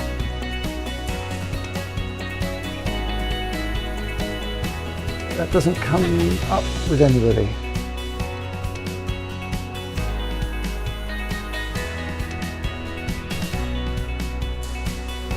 Let's get Malumba on the line. Yes. Hello, Malumba. You okay? I'm okay. Good. I've given you. What's the Skype address? Is it those 3 words? Is it? Meeting with Adrian is the Skype address, which I've written 5 times. I know, How but are you? it doesn't work. I've actually searched for it 5 times and it hasn't worked. Really? It's the first. It's the first one when you do it.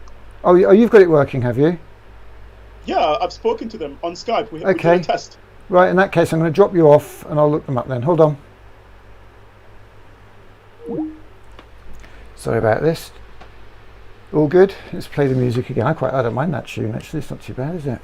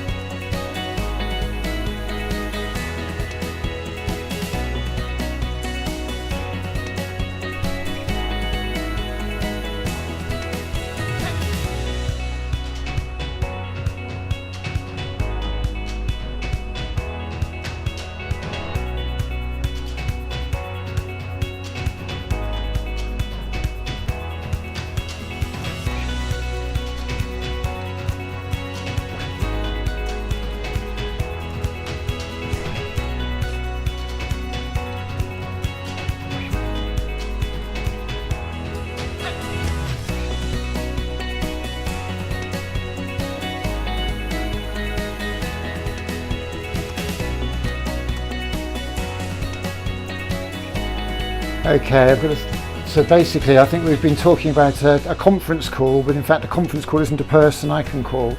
So we're a few seconds away from this. I think what I might do, actually, I wonder if I can get, let's see if we can get to, see if we can get the fantastic performance last night we had. Let's see if we can get Lenny up here again. Lenny was just brilliant last night. Where's our little Lenny video? Is it that? No, it's not that. Or did it disappear? Did that go?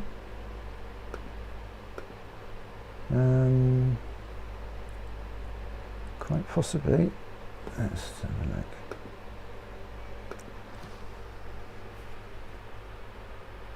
Oh, join call. Let's try this. Right. So Malumba, you're on. Adrian's on. Malumba, can you drop off? Oh, brilliant. We're on. Can you drop off, Malumba?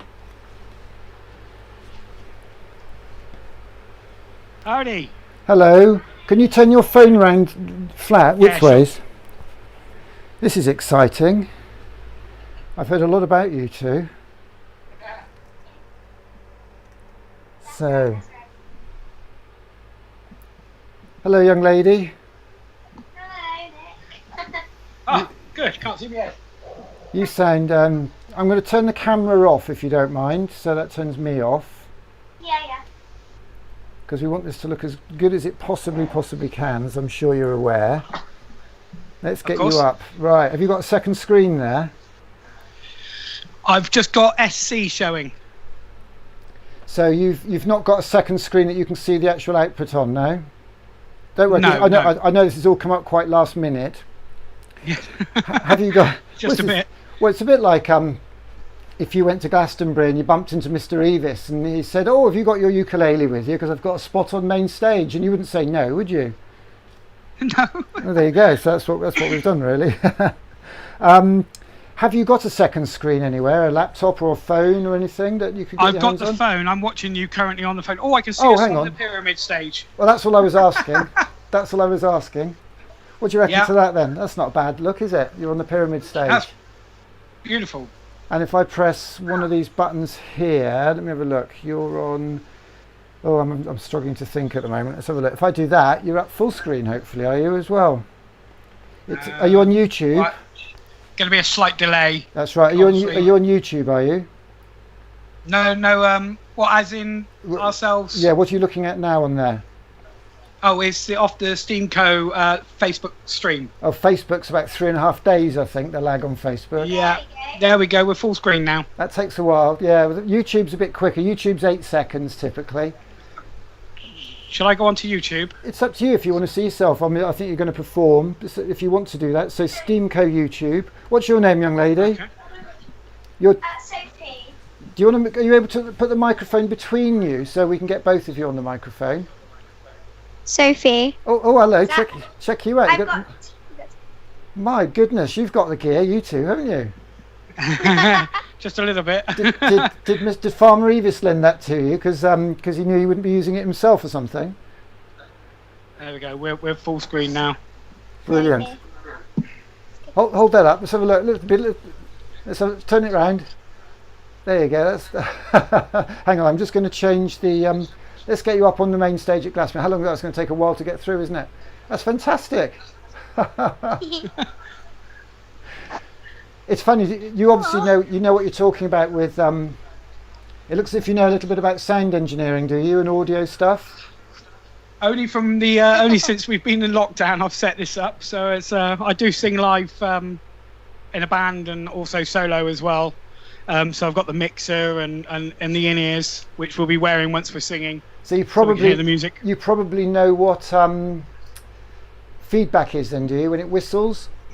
Yes.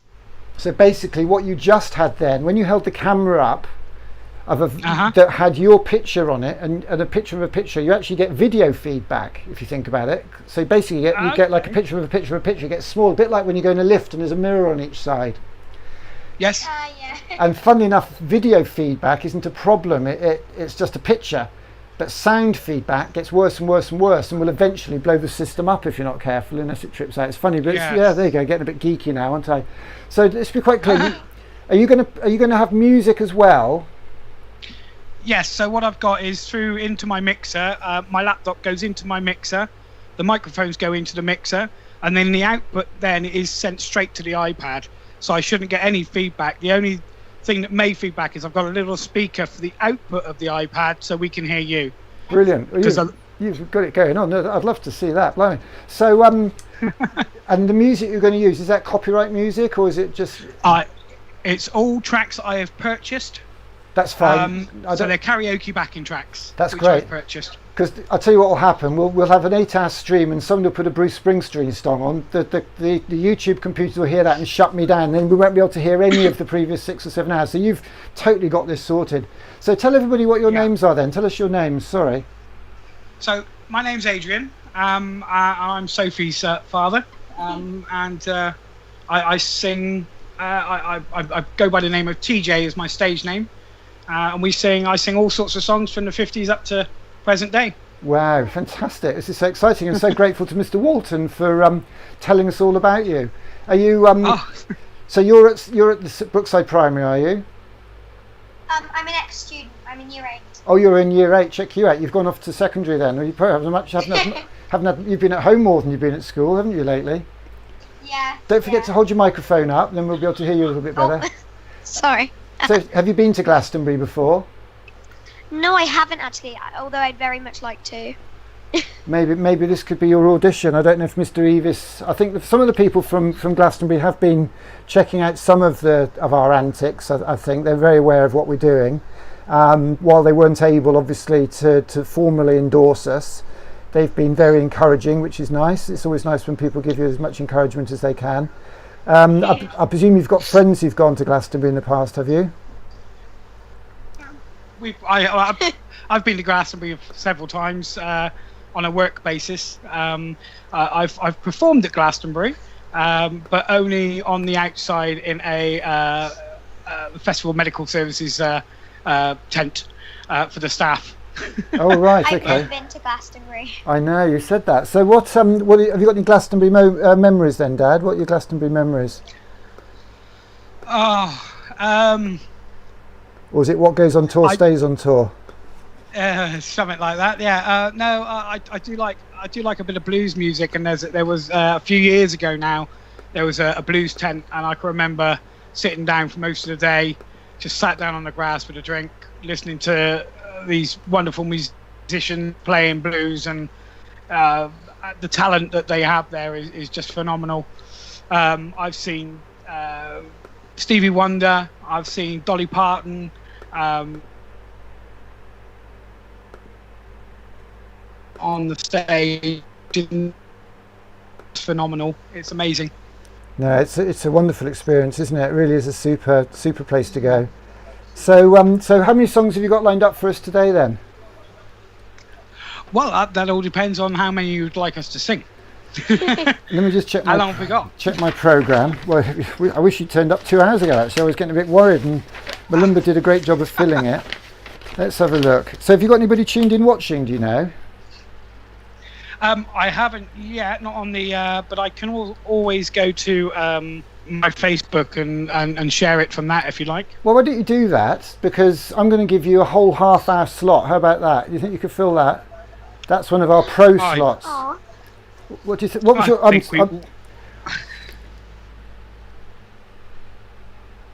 I'm so sorry, young. I'm actually a little bit frazzled here at the moment, so I'm going to get a pen out, and I'm going to look like I know what I'm doing. I've got a clipboard here. Look, Malumba gave me a clipboard, so I'd be super organised, and I haven't used it at all yet. So I'm going to get a piece of paper on here,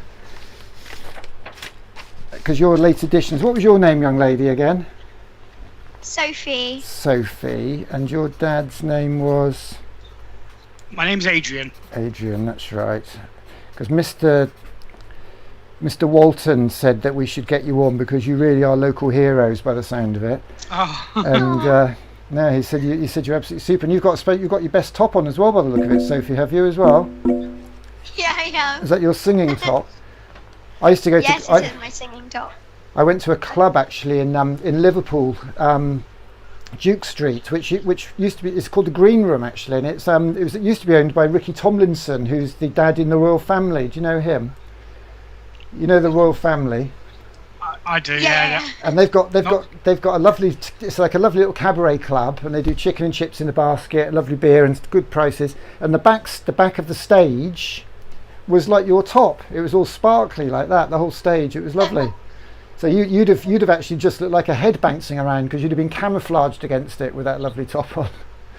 Thank you. So I'll tell you what I'm going to have to do. I'm just going to have a quick look and see who's on the YouTube, see who's on here. That'd be quite good, wouldn't it? Let's have a look. Because I'm doing so much. We had somebody who's supposed to be helping us with social media, and they didn't turn up for work the first morning, and I didn't find a message from them until that night. So if you know anybody who wants to earn a little bit of pocket money, we need somebody on social media. So if you email your turn, YOURTURN, your turn at steamco.org.uk. We've got 2 paid places for social media for tonight from now until 11 o'clock, because we want the world to know what's going on in Glastonbury tonight. Just down the road from Glastonbury, while the main stage, the pyramid stage at Worthy Farm, is empty. There's nothing on it, just a bit of scaffolding and a few cows. Just down the street, we are at Brookside Academy. We're live streaming all night tonight. We've got Glenn Matlock and Elle Slick. We've got the phenomenal Emily Capel and Martin Joseph. It's going to be absolutely wonderful, and if anybody else just wants to drop in, we're going to give them a chance to do that. Might be a chance to chat to some of the artists. It's not like these sort of gigs where you see people on main stage. We want the audience on the stage. We want you to be chatting to people. We're going to have the chance to chat to Glenn Matlock, the chance to chat to Emily Capel, maybe even sing along with her. You could sing along with her if you can think of a song. How about that? That might be an idea to think about. And we want everybody to be involved. So this is by the people, for the people, with the people. This is Your Glasto, hashtag Your Glasto. So let's have a look here. We've got 2 people watching on YouTube. I wonder who that is. We got 22 people on Facebook Live. Well, Facebook's where it's at. I'm going to Facebook then. Let's go over to Facebook. And I'll tell you what I'm going to do. I'm going to pick somebody, if anybody on Facebook Live is watching now, who wants to come on Skype and tell this dad and his daughter what they think of it, as long as it's nice and polite. We'll get you on Skype and you can tell them. You can show some support to your community, because this is a community event. We've been welcomed into the community school, Brookside Primary Academy, a community school run by Mr. Walton. He's won awards for the work he does for the community by taking all children in, alternative provision, all that sort of stuff. So let me go to Facebook and see who's there. I think we'll let you start singing. Anybody who wants to come on, we'll get you on Facebook. I'll give you the details. You can Skype in so you're ready between the songs, and we'll have some different people. Are you ready to go, you guys? Yeah, we're all ready. Fantastic. Well, we're ready. I'm going to disappear and leave you on main stage. Ladies and gentlemen, Sophie and Adrian, take it away. Do 2 or 3 songs and we might come back to you. Cheers. Wonderful. Thank you very much, Nick. Thank you. And hello, everybody. Thanks for having us on this afternoon. It was a bit of a short notice sort of gig, so we hope you enjoy our music. We're on for the next sort of half an hour for you, singing a lot of classics for you. So we're going to start off with a nice jivey one by a bit of Dolly Parton. Yes.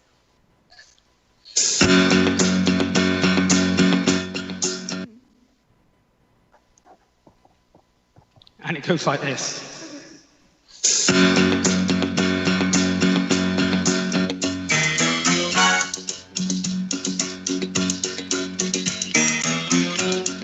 Stumble to the kitchen, pour myself a cup of ambition, yawn and stretch and try to come to life. Shower and the blood starts pumping, out on the streets, traffic starts jumping, and folks are be on the job from 9 to 5. Alright, working 9 to 5, what a way to make a living, barely getting by. It's all taking and no giving, they just use your mind, and they never give you credit. It's enough to drive you crazy if you let it. 9 to 5, for service and devotion, you would think that I would be jealous of promotion. Want to move ahead, but the boss won't seem to let me. I swear sometimes that man is out to get me. Yeah. Well, they left me just to watch you shatter. You're in a step on the Batman's ladder. You got kids you'll never take away. You're in the same boat a lot of your friends, waiting for the ship to come in, and that's gonna turn and it's all gonna roll your way. Hey. Working 9 to 5, what a way to make a living.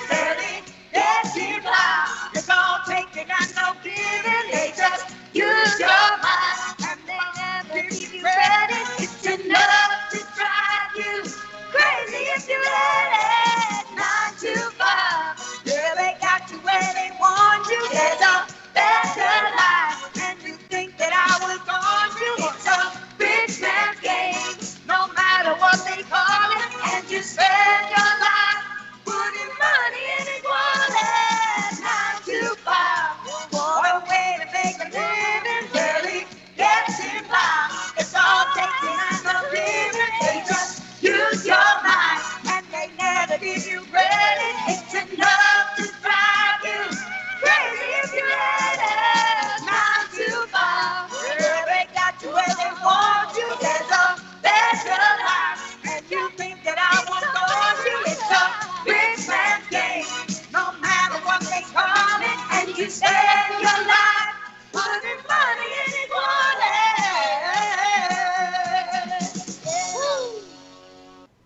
Wow, that was amazing. Incredible. Non-stop music. Here we are, live from the pyramid stage, the pretend pyramid stage. Jolene, Jolene, Jolene, I'm begging of you, please don't take my man. Jolene, Jolene, Jolene, Jolene, please don't take him just because you can. Your beauty is beyond compare with flaming locks of velvet hair with every skin and eyes of emerald green. Your smile is like breath of spring, your voice is soft like summer rain, and I cannot compete with you, Jolene. He talks about you in his sleep, there's nothing I can do to keep from crying when he calls your name, Jolene. And I can easily understand how you can easily take my man, but you don't know what it means to me, Jolene. Jolene, Jolene, Jolene, Jolene, I'm begging of you, please don't take my man. Jolene, Jolene, Jolene, Jolene, please don't take him just because you can. Well, you could have your choice, man, but I could never love again. He's the only one for me, Jolene. I had to have this talk with you. My happiness depends on you. Whatever you decide to do, Jolene. Jolene, Jolene, Jolene, Jolene, I'm begging of you, please don't take my man. Jolene, Jolene, Jolene, Jolene, please don't take him even though you can. Jolene, Jolene.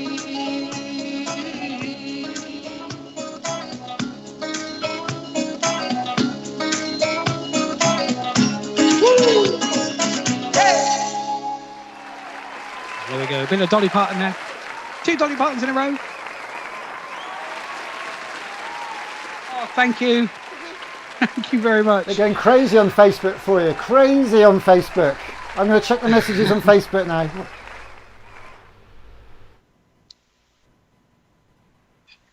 Okay, so I've just had a message from the gentleman, Mr. Brian Walton, headmaster at Brookside Academy, saying he's dancing in his kitchen. So that's great. So we're going to, next one for you is one of our first ones we ever did together as father and daughter. It's a bit of a Robbie Williams and Nicole Kidman version of this song, and it's called Things.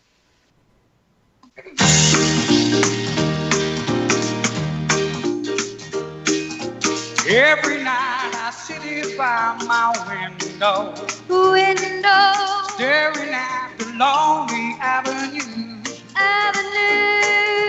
watching lovers holding hands and laughing, and thinking about the things we used to do. Think about things, Walk in the park, kiss the dark, things.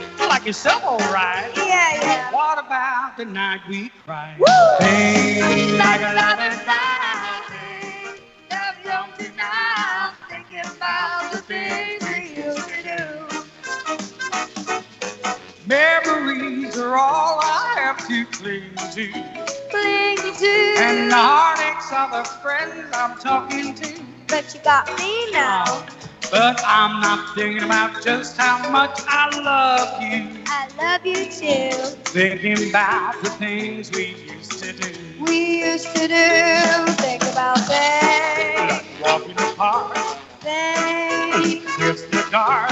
Things. Like a solo ride. Yeah, yeah. What about the night we cried? Things like a lover's vow. Things that we don't do now. Thinking about the things we used to do. Still can hear the jukebox softly playing. Playing. And the face I see each day belongs to you. Belongs to you. There's not a single sound where there's nobody else around. Oh. It's just me thinking about things we used to do. Think about things. Walk in the park. Lots of things. Kiss in the dark. Well, things. Like a solo ride. Whoa, whoa. What about the night we cried? Things like a lover's vow. Things that we don't do now. Thinking about the things we used to do. Oh, and the heartaches are the friends I'm talking to. You got me thinking about the things we used to do. I hope so. Well, Thinking about the things we used to do. There we go. Things there, Robbie Williams and Nicole Kidman, sang by myself and Sophie. Well done, Sophie. So, next song up, the next couple of songs up, actually. Oh.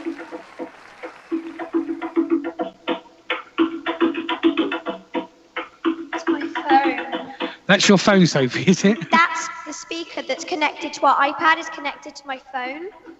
I thought that was part of your script for a Let's minute. turn it off. Okay, so the next couple of songs, basically, they're a bit of fun, and they're from the show, the Disney show Jungle Book. Movie. So what have I given you a clue?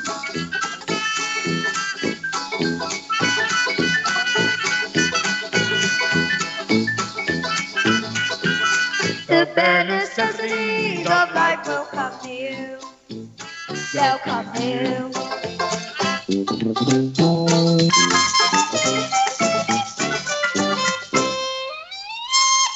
Oh man, this is really difficult. So just try and relax. Yeah, cool it. Fall apart in my backyard. Because let me tell you something, little creatures. If you act like a BX, you're working too hard. And don't spend your time looking around for something that can't be found. When you find out you can live without, just go along, not thinking about it. I'll tell you something true. The bare necessities of life will come to you.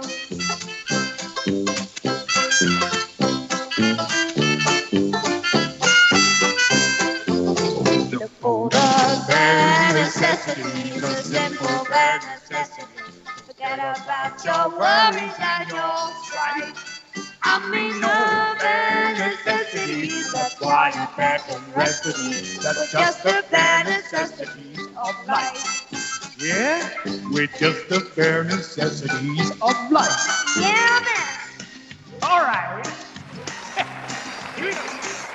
Now I'm a king of swinging door, a jungle VIP. And I reached the top and I've had to stop, and that's what's bothering me. I wanna be a madman, cause I stroll right into town. And I be just like the other man, I'm tired of monkeying around. Oh, me too. I wanna be like you. I wanna walk like you, talk like you too. You see it's true that it ain't like me. Can't learn to be human too.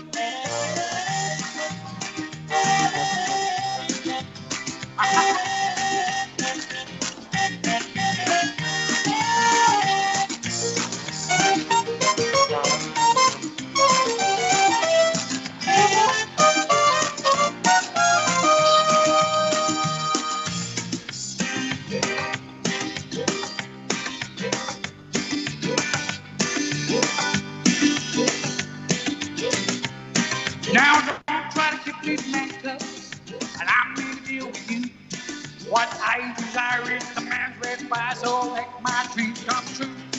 Now give me the secret makeup. Come on, tell me what to do. Give me the power of a man's red power, so I can be like you.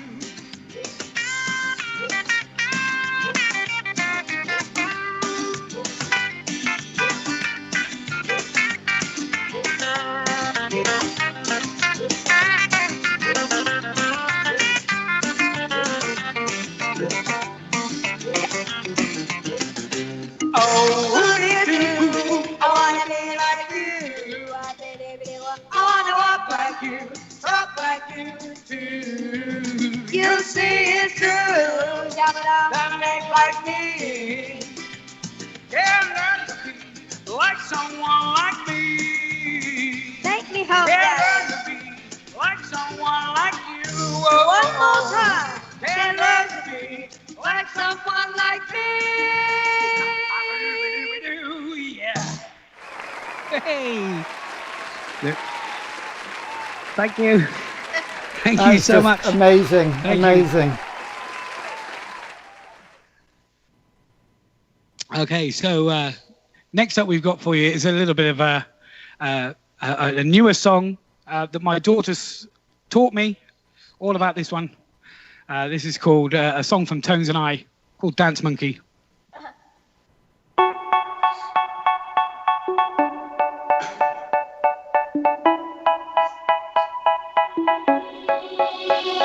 They say, oh my God, I see the way you shine. Take your hand, my dear, and place them both in mine.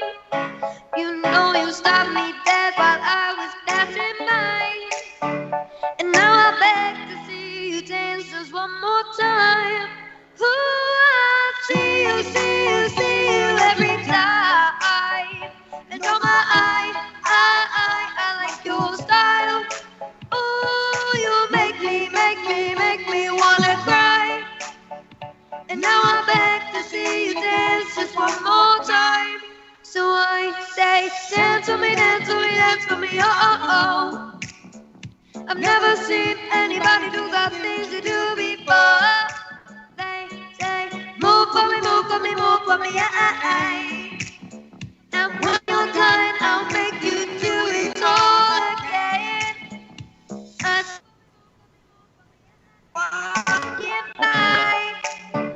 Take my hands, my dear, look me in my eyes.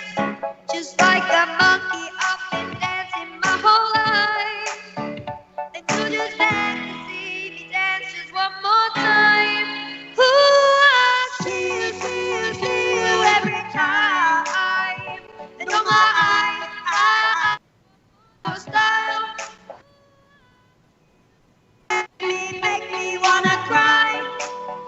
And now I beg to see you dance just one more time.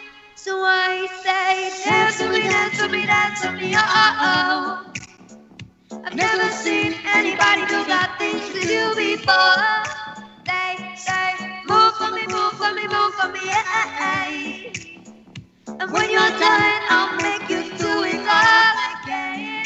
They say, dance with me, dance with me, dance with me, oh, oh, oh, oh, oh, oh. I've never seen anybody do that thing you do before. They say, move for me, move for me, move for me, yeah. When you're done, I'll make you do it all again. Ooh,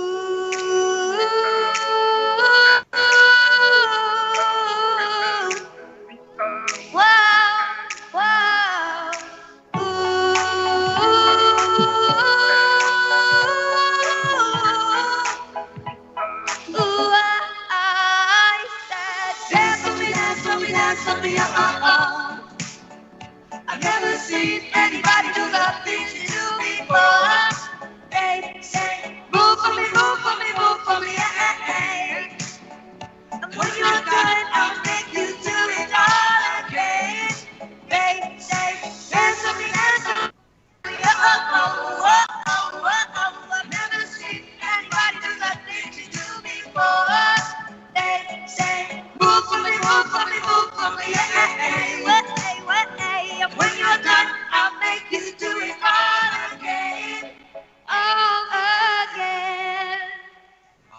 go. Sophie Dance Monkey.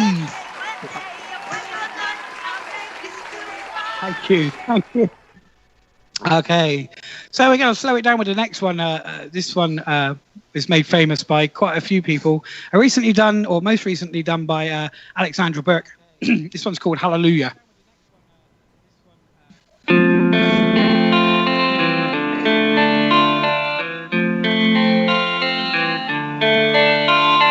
Heard there was a secret chord that David played and it pleased the Lord, but you don't really care for music, do ya?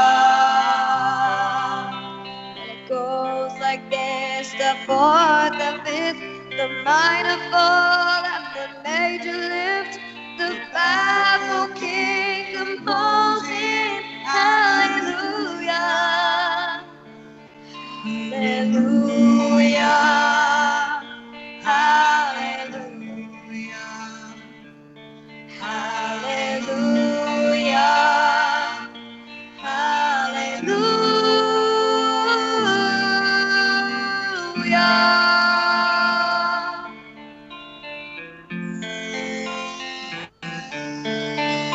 Your faith was strong, but you needed proof. You saw her bathing on the roof, Her beauty and the moonlight overthrew ya. well, she tied you to her kitchen chair. She broke your throne and she cut your hair. And from your lips She drew the hallelujah, hallelujah, hallelujah, hallelujah, hallelujah.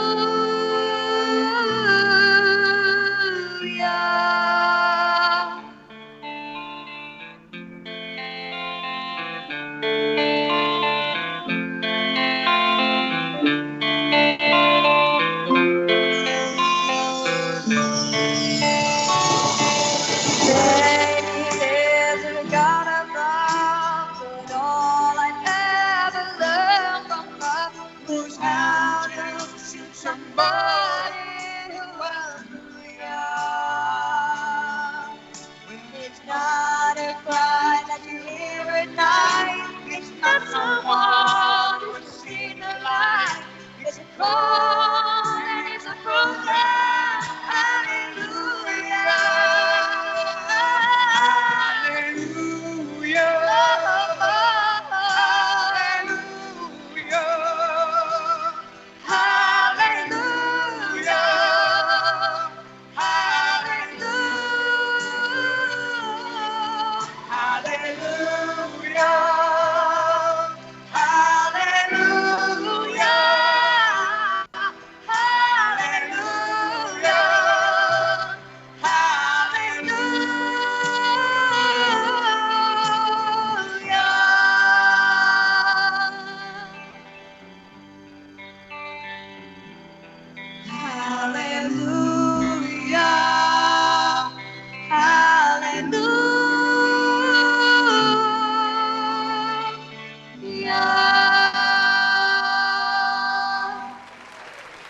There we go. Beautiful song. Thank you very much. Thank you. Amazing, guys. Wonderful. Keep it coming. Thank you. Okay, so up next we got for you, this is a great little country number, a good feet tapper for you.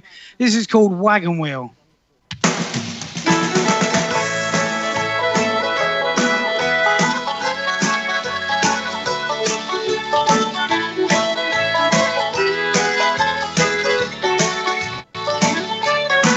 Well, I was heading down south to the land of the pines. I'm on my way up into North Carolina, staring up the road, pray to God I see headlights. Well, I'll make it down south in 17 hours, picking me up a bouquet of dogwood flowers. I'm hoping for Raleigh so I can see my baby tonight. Hey. So rock me, mama, like a wagon wheel. Rock me, mama, any way you feel. Hey, hey,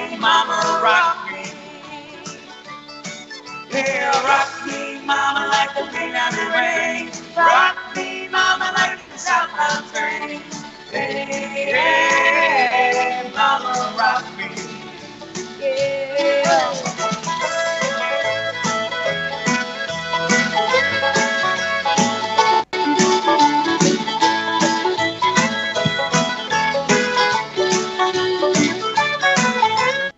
Running from the cold up in New England, I was born to be a fiddler in an old time swing band. Very special. It was the last time I saw your head. I pick my banjo now.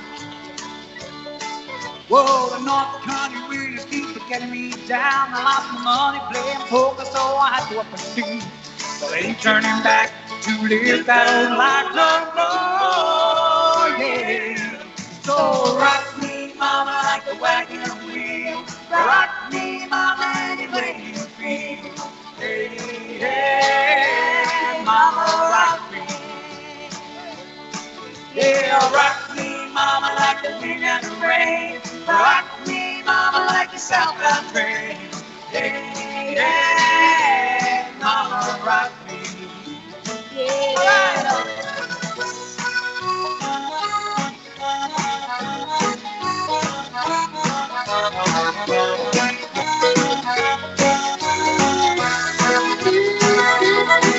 Well, I was working at the staff out of Rhino.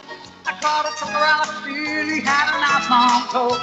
But he's heading west from the Cumberland Gap to Johnson City, Tennessee. I gotta get a move on before the sun. I hear my baby call my name and she's the only one. I hope to die Ronnie, at least I will be free. Yeah. So rock me, mama, like a wagon wheel. Rock me, mama, any way you feel. Hey, hey, mama, rock me.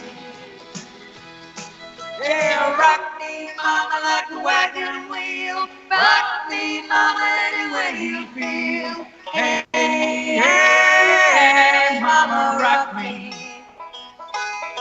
Yeah, rock me, mama, like the wind and the rain. Rock me, mama, like the southbound train.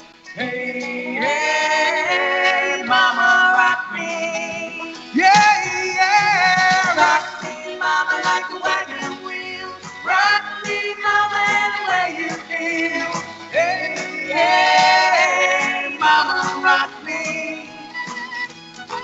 Yeah, rock me, mama, like the wind and the rain. Rock me, mama, like the southbound train. Hey, hey, mama, rock me. Hey.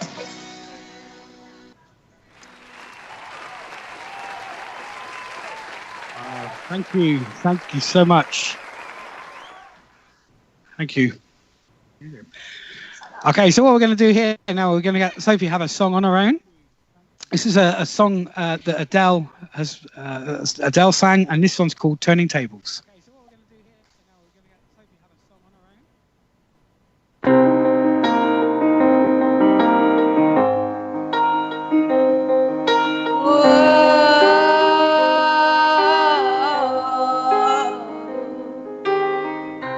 Close enough to start a war.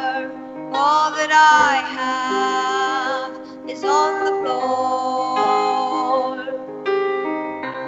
God only knows what we're fighting for.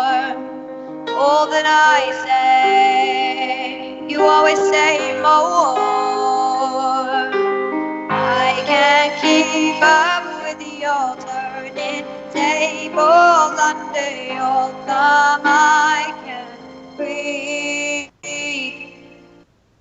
So I won't let you close enough to hurt me. No, I won't ask you to just let me. I can't give you what you think you gave me. It's time to say goodbye. Turning tables,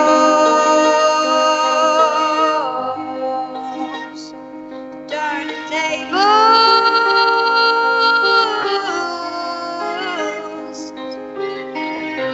Under haunted skies I see you.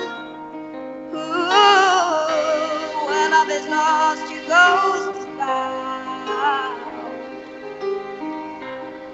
if the thunderstorms to leave you. As hard as you try, no, I will never be knocked down. I can't keep up with your turning table under your thumb. I breathe. So I won't let you close enough to hurt me. No, I won't ask you to just desert me. I can't give you what you think you gave me. It's time to say goodbye. The turning table. Turning tables.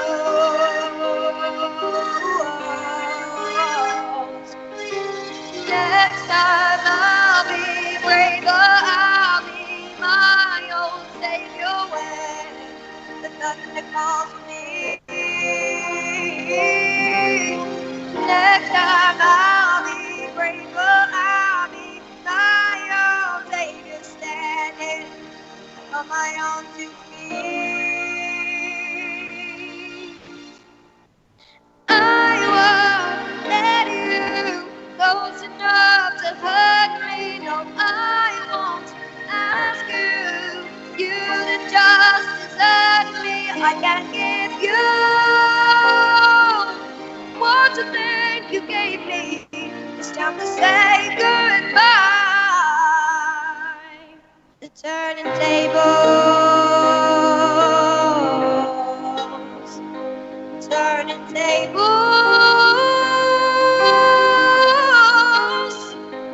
Turning tables. Yeah.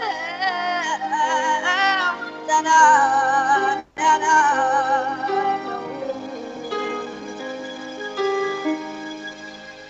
Oh, there we go. Sophie singing Turning Tables. Well done, Sophie. Okay, so I believe we've got time for 2 more songs. Got a special one to finish off with. But I like a bit of swing. And this one here is a great swing number. Hope you enjoy it. It's called Such a Night.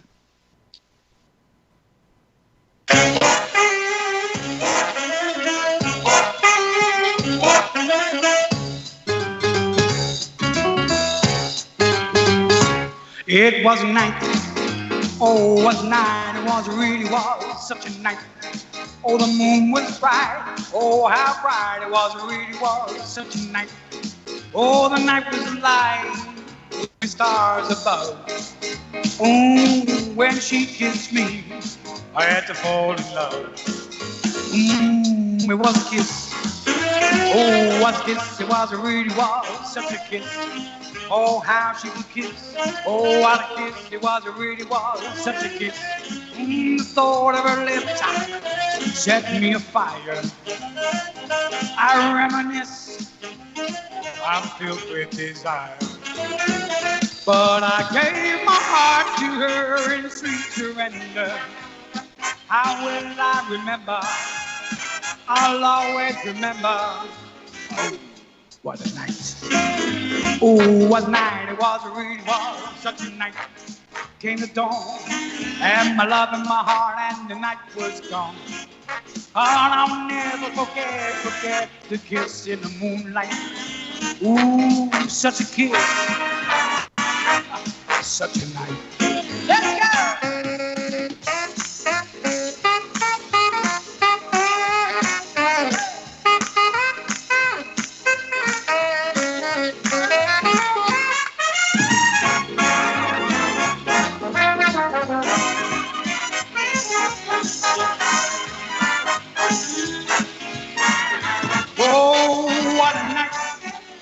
Oh, what a night it really was such a night.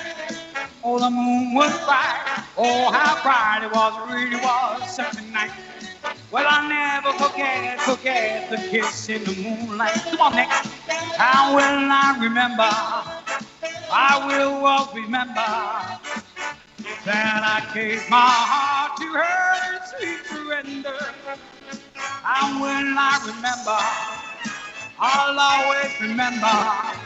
Oh, that night, oh, what a night it was, it really was such a night. And when we kissed, I had to fall in love. Well, she's gone, gone, gone. Yeah, she's gone, gone, gone. And that dawn, dawn, dawn. And my love was gone. But before that dawn, yes, before that dawn, oh, before that dawn, ooh, oh, well, such a night. That's right.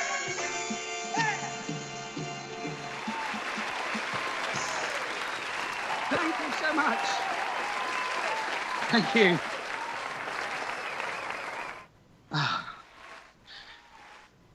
Okay, so ladies and gentlemen, I really do appreciate us being here today, entertaining you guys. What for a fantastic thing that Nick is doing. Thank you for inviting us on as well, Mr. Brian Walton. Thank you for what's it called? Oh, I've lost my words. Opportunity to do this. Good one, Sophie. Maybe you should do the talking. So we're going to leave you with this song. It's a fantastic song. It's a great song. Thank you ever so much. Enjoy the rest of your entertainment and from today and tomorrow as well. Make sure you tune in. Thanks ever so much to Nick as well. Here we go with a bit of Sweet Caroline.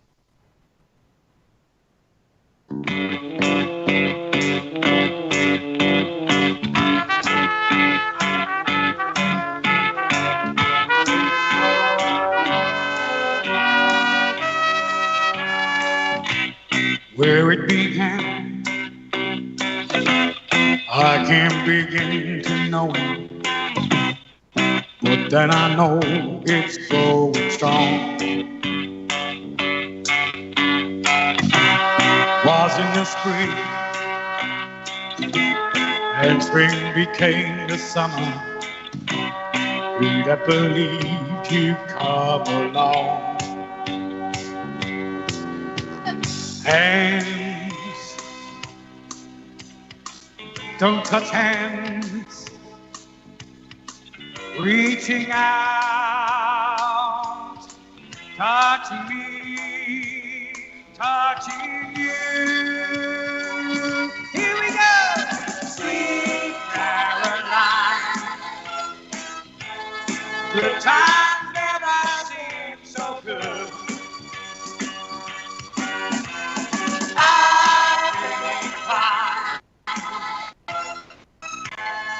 To believe they never would, but now I look at the night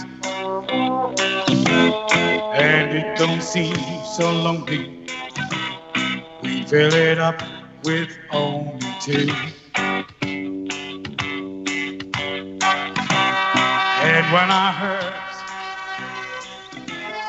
everything runs off my shoulder. How can I hurt when I'm holding you? Warm, touching warm, reaching out, touching me, touching you. Here we go, Sweet Caroline. Good times never seem so good. I've been inclined to believe they never would. Oh, no, no.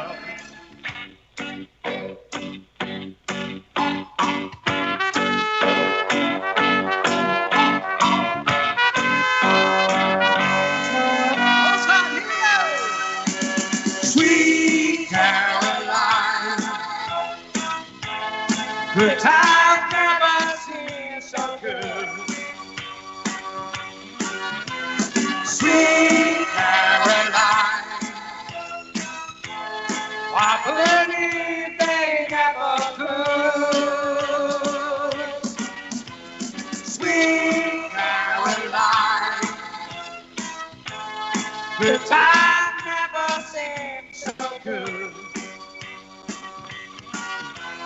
Sweet Caroline,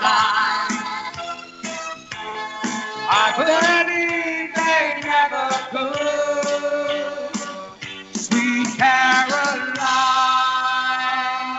Thank you very much. Take care. It's our last song, everybody. My goodness. Blown away. That was amazing. That was absolutely incredible. I don't know if Mr. Walton's around. I'm just going to do you know what, Mr. Walton, if you're watching, I think you are, just get your Skype out. Come on, let's get your Skype out here. Where are we? Where's Mr. Walton? I don't know if I've got his Skype address on this computer. Let's get rid of that. That was just incredible. Did you enjoy that? Yes. Fantastic. Thank you very much for the opportunity as well. It's great to be able to sing and entertain people, and at certain times it's a bit difficult to get out there in public and doing it. So this is the next best thing, really. Absolutely fantastic. I haven't got Mr. Walton's. You did send it to me the other day. You're going to have to talk amongst yourselves. Have you got any more Glastonbury stories you can tell us? Well, I'm going to put you on main screen so nobody's going to see me texting Mr. Walton. Go on, keep talking. Come on, Sophie. Sophie, tell us about creativity and art in school, and what you enjoy most in school. Go on.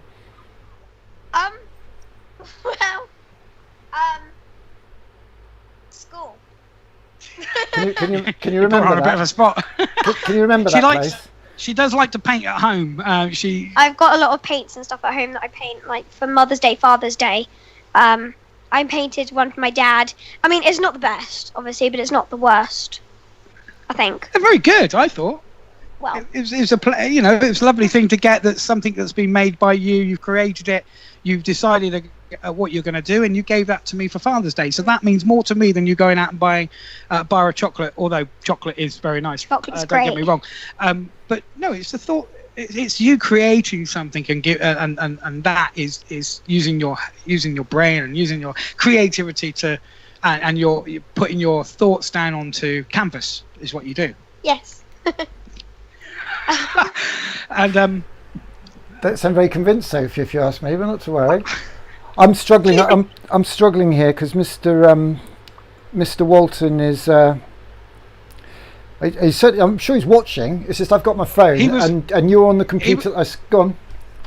He was last seen dancing in his kitchen, I believe. Was he? Well, I think we need him on. Mr. Walton, can you contact me on a Twitter DM? Just send me your tweet, your Skype address. We did get Skype working the other day, and I actually had my first ever Zoom call today where I actually made the call. I've been in conferences where I've gone to them, and everybody keeps saying, "Oh, you want to be using Zoom because it's all modern." It's rubbish, because when the signal's not very good, the window goes into a little block in the middle, so you've got all this black around the outside, which means with what we're doing, it's rubbish, you see, and it's not proper. You know, widescreen is 16:9. It's not that size, and it's got black bars. So I stand corrected. I'll be honest with you, the only reason I hadn't is I didn't have time to read the manual, you see, to see how to use Zoom in this way. But Zoom, when you see, what did you think of the video that we made as we were going? What did you think of that? It's down to my left-hand side, so my camera is in front of us, so I would be looking down. I think it was great. To the side of my head, so I couldn't see it too much. But we will play it back and have a watch later on. Well, I saw it. I thought it was great. I was going to say, correct answer, Sophie. Spot on. So what we need you all to do, while I connect with Mr. Walton, if I'm going to, is there a number of things we need to do, because tomorrow, did you go out and clap for carers during the lockdown on Thursday nights? Yes. What did you enjoy about that, Sophie? I think I enjoyed just seeing all of my neighbours and the fact that they were like so happy about clapping for them, and I don't think they felt forced, and it was support. Yes. That's right. Keep the microphone up there. And I just want to say thank you to anybody who has been in the NHS and is still in the NHS, obviously. Sorry, Sophie, I've just been bumped off by Mr. Walton. Now Mr. Walton. Hello. I'm just going to send you a message with a different Skype address to come in on. All right. It's just a slightly different number. It's the same one with 002 instead of 01. If you could just come back on that, because you've just bumped the guys off. It's all good. Now how do I get rid of you? Let's stop that. Yeah, you've bumped them off. Okay, so let's get. Oh, I was in that, wasn't I? Are you still there, Sophie? Yes. That was so rude. Your head teacher just bumped his way in and bumped you off there. Do you realise that? It's a bit like having sharp elbows. He kind of did that to you. And he did that and nudged you off, which was quite funny, I thought. But we're going to give him a second to go because we're a bit like that round here. We're super friendly. We're going to give him another go. I think he's coming in now, actually. But I think he's going to come in with my clapping, so I'm going to have to stop the clapping. Stop the clapping.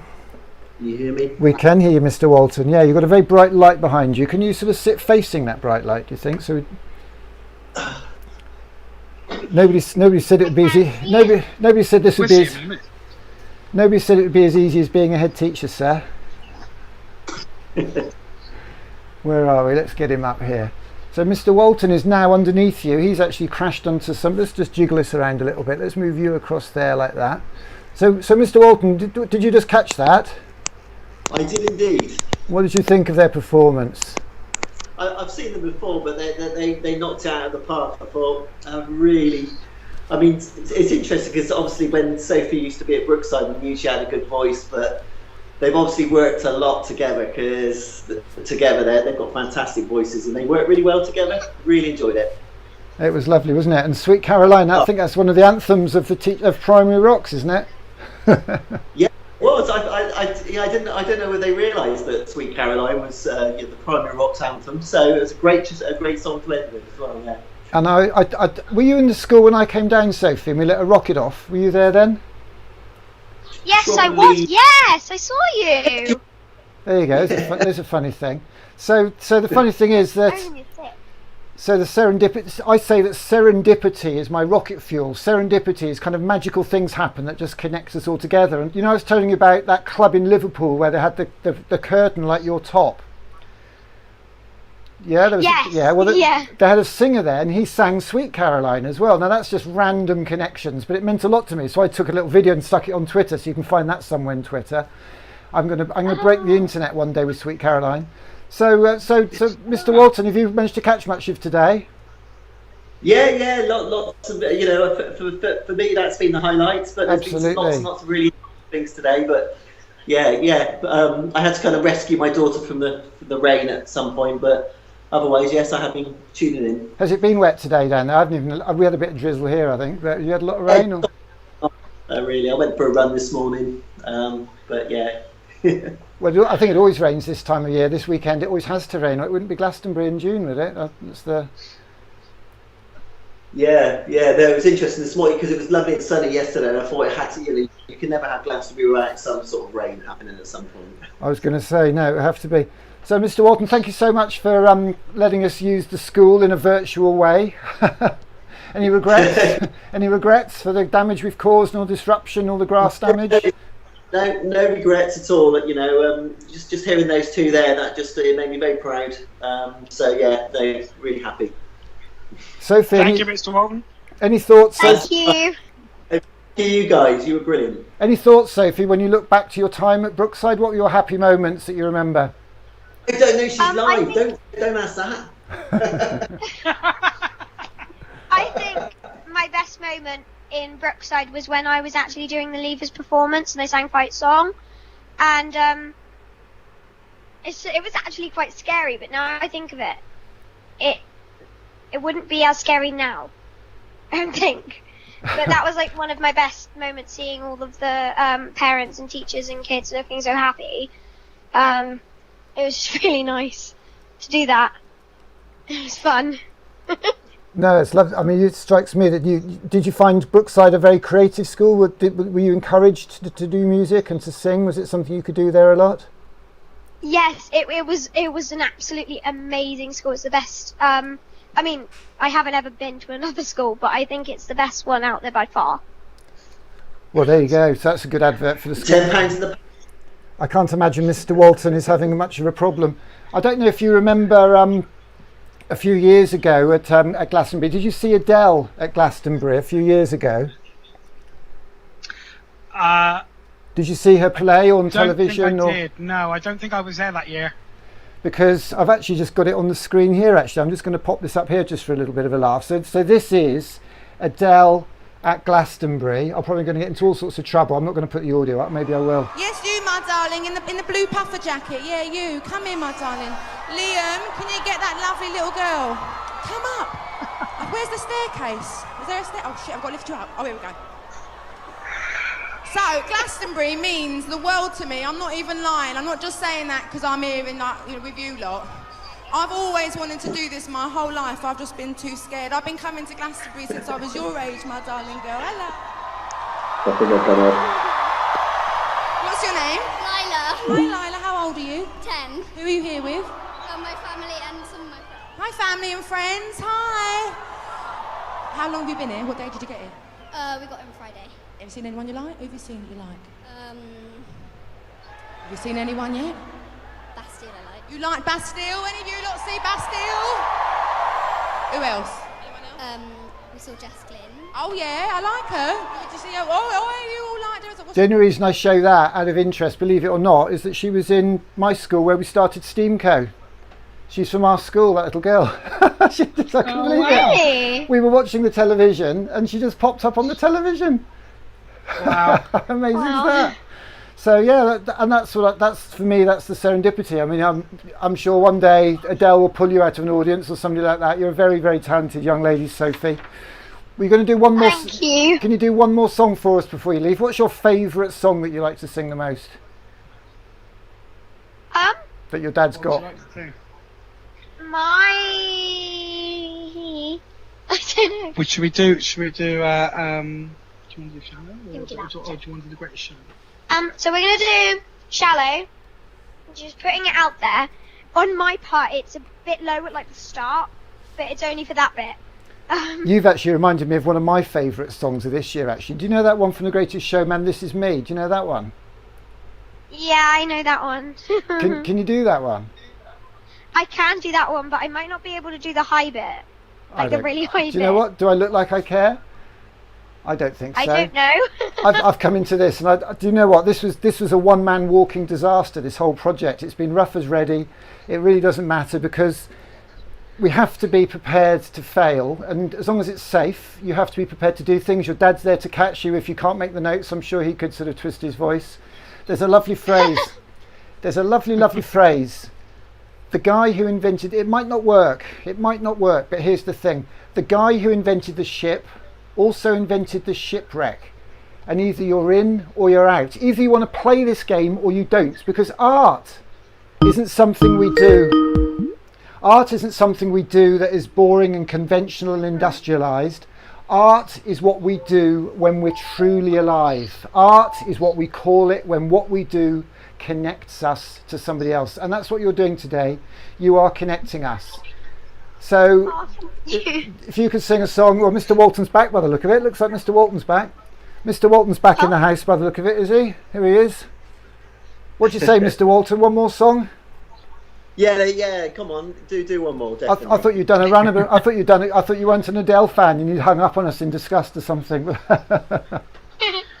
Well, I'm going to leave this one to Sophie because I can't sing this at all. So this is. But I'd like to say to you, Nick, what you've put together, and from what I've seen, having a look through the actual page, you've done an absolutely fantastic job. And I mean, it's quite technical. I mean, I quite like my technical stuff, but this is a little bit different than that. So well done to you, and great doing this was. For the community as well. Absolutely fantastic. Well done. It was all supported by all my work disappeared. I was supposed to be doing a keynote speech for a few £100 and it was cancelled, and I said, look, can I have the money? And they gave me a bit more money and they kitted me out with all this studio. LGFL, literally in 2 days I had to buy everything before the whole country went into lockdown, and I built a TV studio, and it's been very scary. I've had my ups and my downs. It's been a baptism of fire, but absolutely nothing without you. And you know, it's all about the mums, the dads, what we call creative carers, people who care about creativity, people who care about children, and people who care about all our futures. And some kids haven't got dads like you. Maybe they're, as we heard today, a friend of mine, Alan, who's had 13 brothers and sisters and 6 or 7 different fathers in a house, and his grandma brought him up, but he's now very, very successful. And what we have to do is we have to come together as a community, and creative carers like Mr. Walton or Alan or Malumba, who's working with us here, can connect with young people using the internet. And that's one thing we've learned, is the power of the internet to connect us all.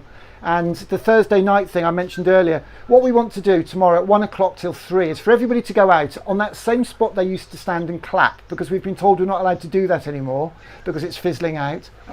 Go and sit there tomorrow, no big fuss, and just have your lunch. Pull a table out the front of your house and have your lunch. And maybe print off some posters. We've got a flyer here, print that off, stick it on a lamppost tonight, or stick it on a tree, or stick it through your neighbour's letterbox, as long as your hands are clean and don't spread any germs. Tell them there's going to be, not a street party, but a little big lunch. Hashtag little big lunch, and see what happens. Print some of these off, fold them in half, draw a heart and say, I love art. Send them in to me and I'll print you some posters off like this, I love art, because art is what we call it when what we do connects us to somebody else, and that's what you're demonstrating. Sophie, that's the biggest build-up you're ever going to get in your semi-professional career. Go for it. Here we go then, Sophie.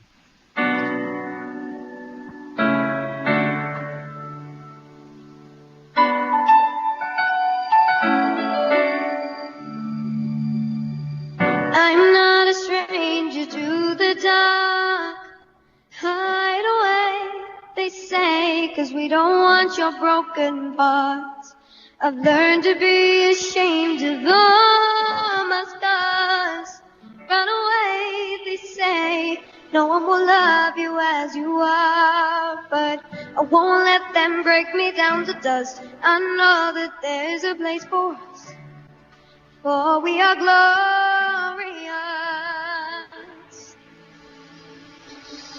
When the sharpest words wanna cut me down, I'm gonna send a flood, gonna drown them out.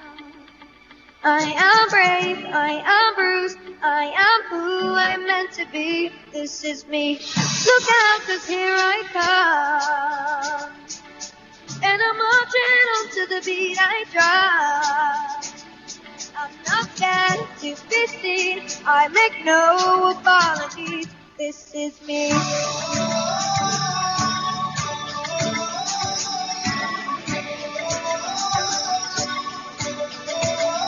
Oh, oh, oh, oh, oh. Another round of bullets hits my skin. Well, fire away, 'cause today I won't let the shame sink in. We are bursting through the barricade, reaching for the sun. Yeah, that's what we become. I won't let them break me down to dust. I know that there's a place for us, for we are glorious. When the sharpest words gonna cut me down, gonna send a flood, gonna drown them out. I am brave, I am bruised, I am who I'm meant to be. This is me. Look out, 'cause here I come. And I'm marching onto the beat I drum. I'm not scared to be seen, I make no apologies. This is me.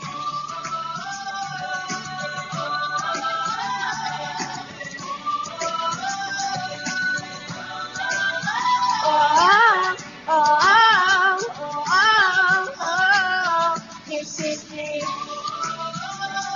And I know that I deserve your love. Oh, oh, oh, oh, oh. When the sharpest words wanna cut me down, gonna send a flood, gonna drown them out. This is brave, this is bruised, this is who I'm meant to be, this is me. Look out, 'cause here I come. And I'm marching on to the beat I drum.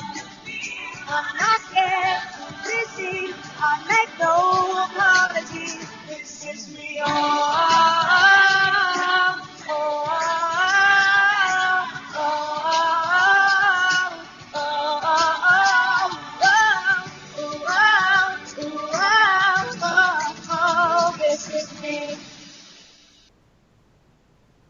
Wow, I'm speechless, utterly speechless. We built a pyramid stage for whatever reason. We had no idea what was going to happen. We didn't know if anybody was going to come. We built it. We wondered if people would come. The fact you two have come has made it all so worthwhile. Thank you very, very much. It's been amazing. Thank you again to Mr. Walton. Thank you to the whole community. If two of you go outside tomorrow and have your lunch in the street, that would be amazing. If you do an I Love Art sign and hold that up and take a selfie. And if we can start what the Chief Executive of the Art Council, Darren Henley, has called a creativity revolution, then I think we're heading in the right direction. We are going to be able to create opportunities for young people across the whole country, because it's creativity that makes Britain great. There's absolutely no question about it. It's dads like yours, it's mums, it's creative carers, it's people that care about children. So thank you very much. Sophie, what are your last words? No pressure. Thank you so much, Nick, and Mr. Walton. Thank you for this amazing opportunity. Actually, we weren't expecting this at all. And neither was I. It was so fun. Literally, it was really fun to do. I think it's the closest we're going to get to being on the pyramid stage anyway, so that was absolutely fantastic. Whatever, you know, this is our stage, this is our festival, this is our Glasgow, it's my Glasgow, it's your Glasgow. We had the blessing of the festival. They do amazing work there. Mr. Evis, Emily, his daughter, Robert Richards, all the team working up there. They didn't want to cancel that festival. They've got arrangements. They've got arrangements with the BBC. They're streaming content. A lot of people are going to be very, very happy this weekend because of the way that they've been reminded of the amazing work that Glastonbury does, the way they connect globally. It's an icon, and the pyramid stage for me is a temple. It's an icon to creativity. We all know about the significance of the shape, but when we can bring the creativity that might normally be in those corner fields, in the pockets of the off main stage, if we can bring that onto main stage, if we've got people across the country this weekend building pyramid stages out of cardboard that they can put an iPhone in and pretend they're watching their favourite band, or they can put some sculptural smart, then we've created the world's biggest art exhibition, the world's biggest art gallery. So I could talk all day. I've got another show at 7 o'clock tonight. We've got Glenn Matlock from the Sex Pistols. We've got Earl Slick, who was the guitarist for David Bowie. We've got an amazing young lady who you're going to love, Sophie, called Emily Capel, and she's promised to sing my favourite Billy Bragg song. We've got Martin Joseph, who's an Irish folk singer who sings Irish and funny enough, Welsh Merthyr Tydfil protest songs. So he's going to be doing rebellion songs. And we've got Gary and Martin Kemp, a couple of brothers who did quite well. They came off a council estate in King's Cross and they ended up on EastEnders. They ended up in the Craze films. I mean, it's going to be an amazing... do you know what? I think there's quite a significant chance. We haven't got the advertising to tell people. I personally think we're going to have a better night in my back bedroom than anybody is going to have watching BBC tonight. Let me show you what's going on in my back bedroom. This is my back bedroom. This is where this is all coming from here. I've got a green screen behind me over here, so that's all I've got over there. So if anybody wants to know, a bit of green screen there. Got 3 laptops over there. You're on one of those laptops. 3 laptops that people Skype in on. I've got a streamer, I've got a vision mixer, I've got another laptop here. I had no idea how any of this worked 2 months ago, and I had to read the manual and it was quite hard. But it's all been worthwhile because of the efforts and what you guys have done tonight. So thank you very much. Hopefully see you later on. See you in the mosh pit. Thank you. Thank you very much. Thank you both so much. Absolutely wonderful. Wow, where do you go from there? Thank you. Oh, where do you go from there? I don't know where you go from there. I'll tell you where I'm going to go from there. I'm going to press that and go there from there, because this is our cardboard pyramid stage. And as I said a moment ago, the chief executive of the Arts Council went to Sunderland a month after Brexit, and this is what he said. He says, let's make sure we've got the audio up. And I passionately believe that the future for our children, our communities and our country lies in one thing: creativity. It can inspire our kids in their learning. It can create careers and connect communities. 10 years ago, after a trip to a festival, Camp Festival, I went back to my son's primary school and started a non-profit community enterprise called STEAMco with other parents, teachers and local businesses. We ran mini creativity festivals. Steamco helps connect our kids with their art and our communities with their schools. Last weekend in that same playground, I filmed an amazing set by the legendary Glenn Matlock, co-founder of the Sex Pistols, and amazing global rock star Earl Slick, who used to play with David Bowie. It will be their performance at an event we've just been given permission to run in the playing fields of a school just down the road from Glastonbury. We're calling it #YourGlasto. It's one of 5 free 3-day Art of Community festivals that we're running all summer with the help of the Arts Council and funding from the National Lottery.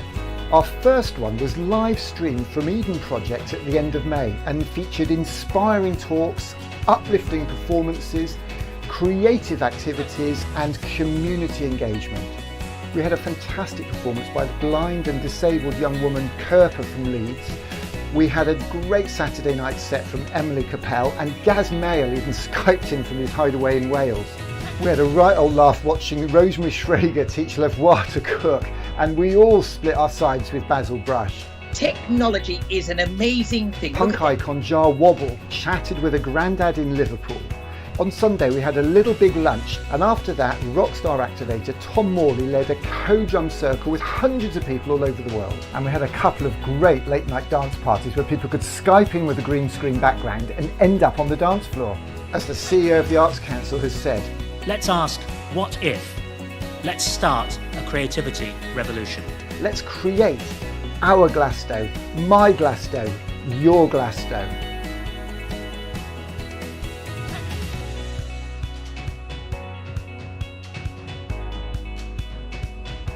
Oh no, what have they done? What on earth is this? That's not what we ordered.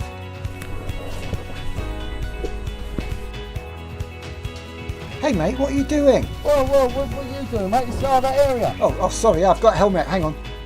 I mean, what are you doing setting up a scaffold pyramid stage? Well, I've got my paperwork here to come here and deliver it. Really? Yes. Well, you've got to take it down.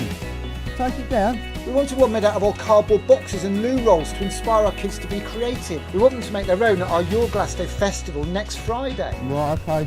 John, we've got to take it down. We're going to be all day. We're going to have to hurry up then because I want to get on and watch football tonight. Thanks, guys. Wow, that was a close one. Hopefully those guys can take that down now, but I don't know what we're going to do about cardboard. Let me see if I can get hold of Malumba. Oh, there he is.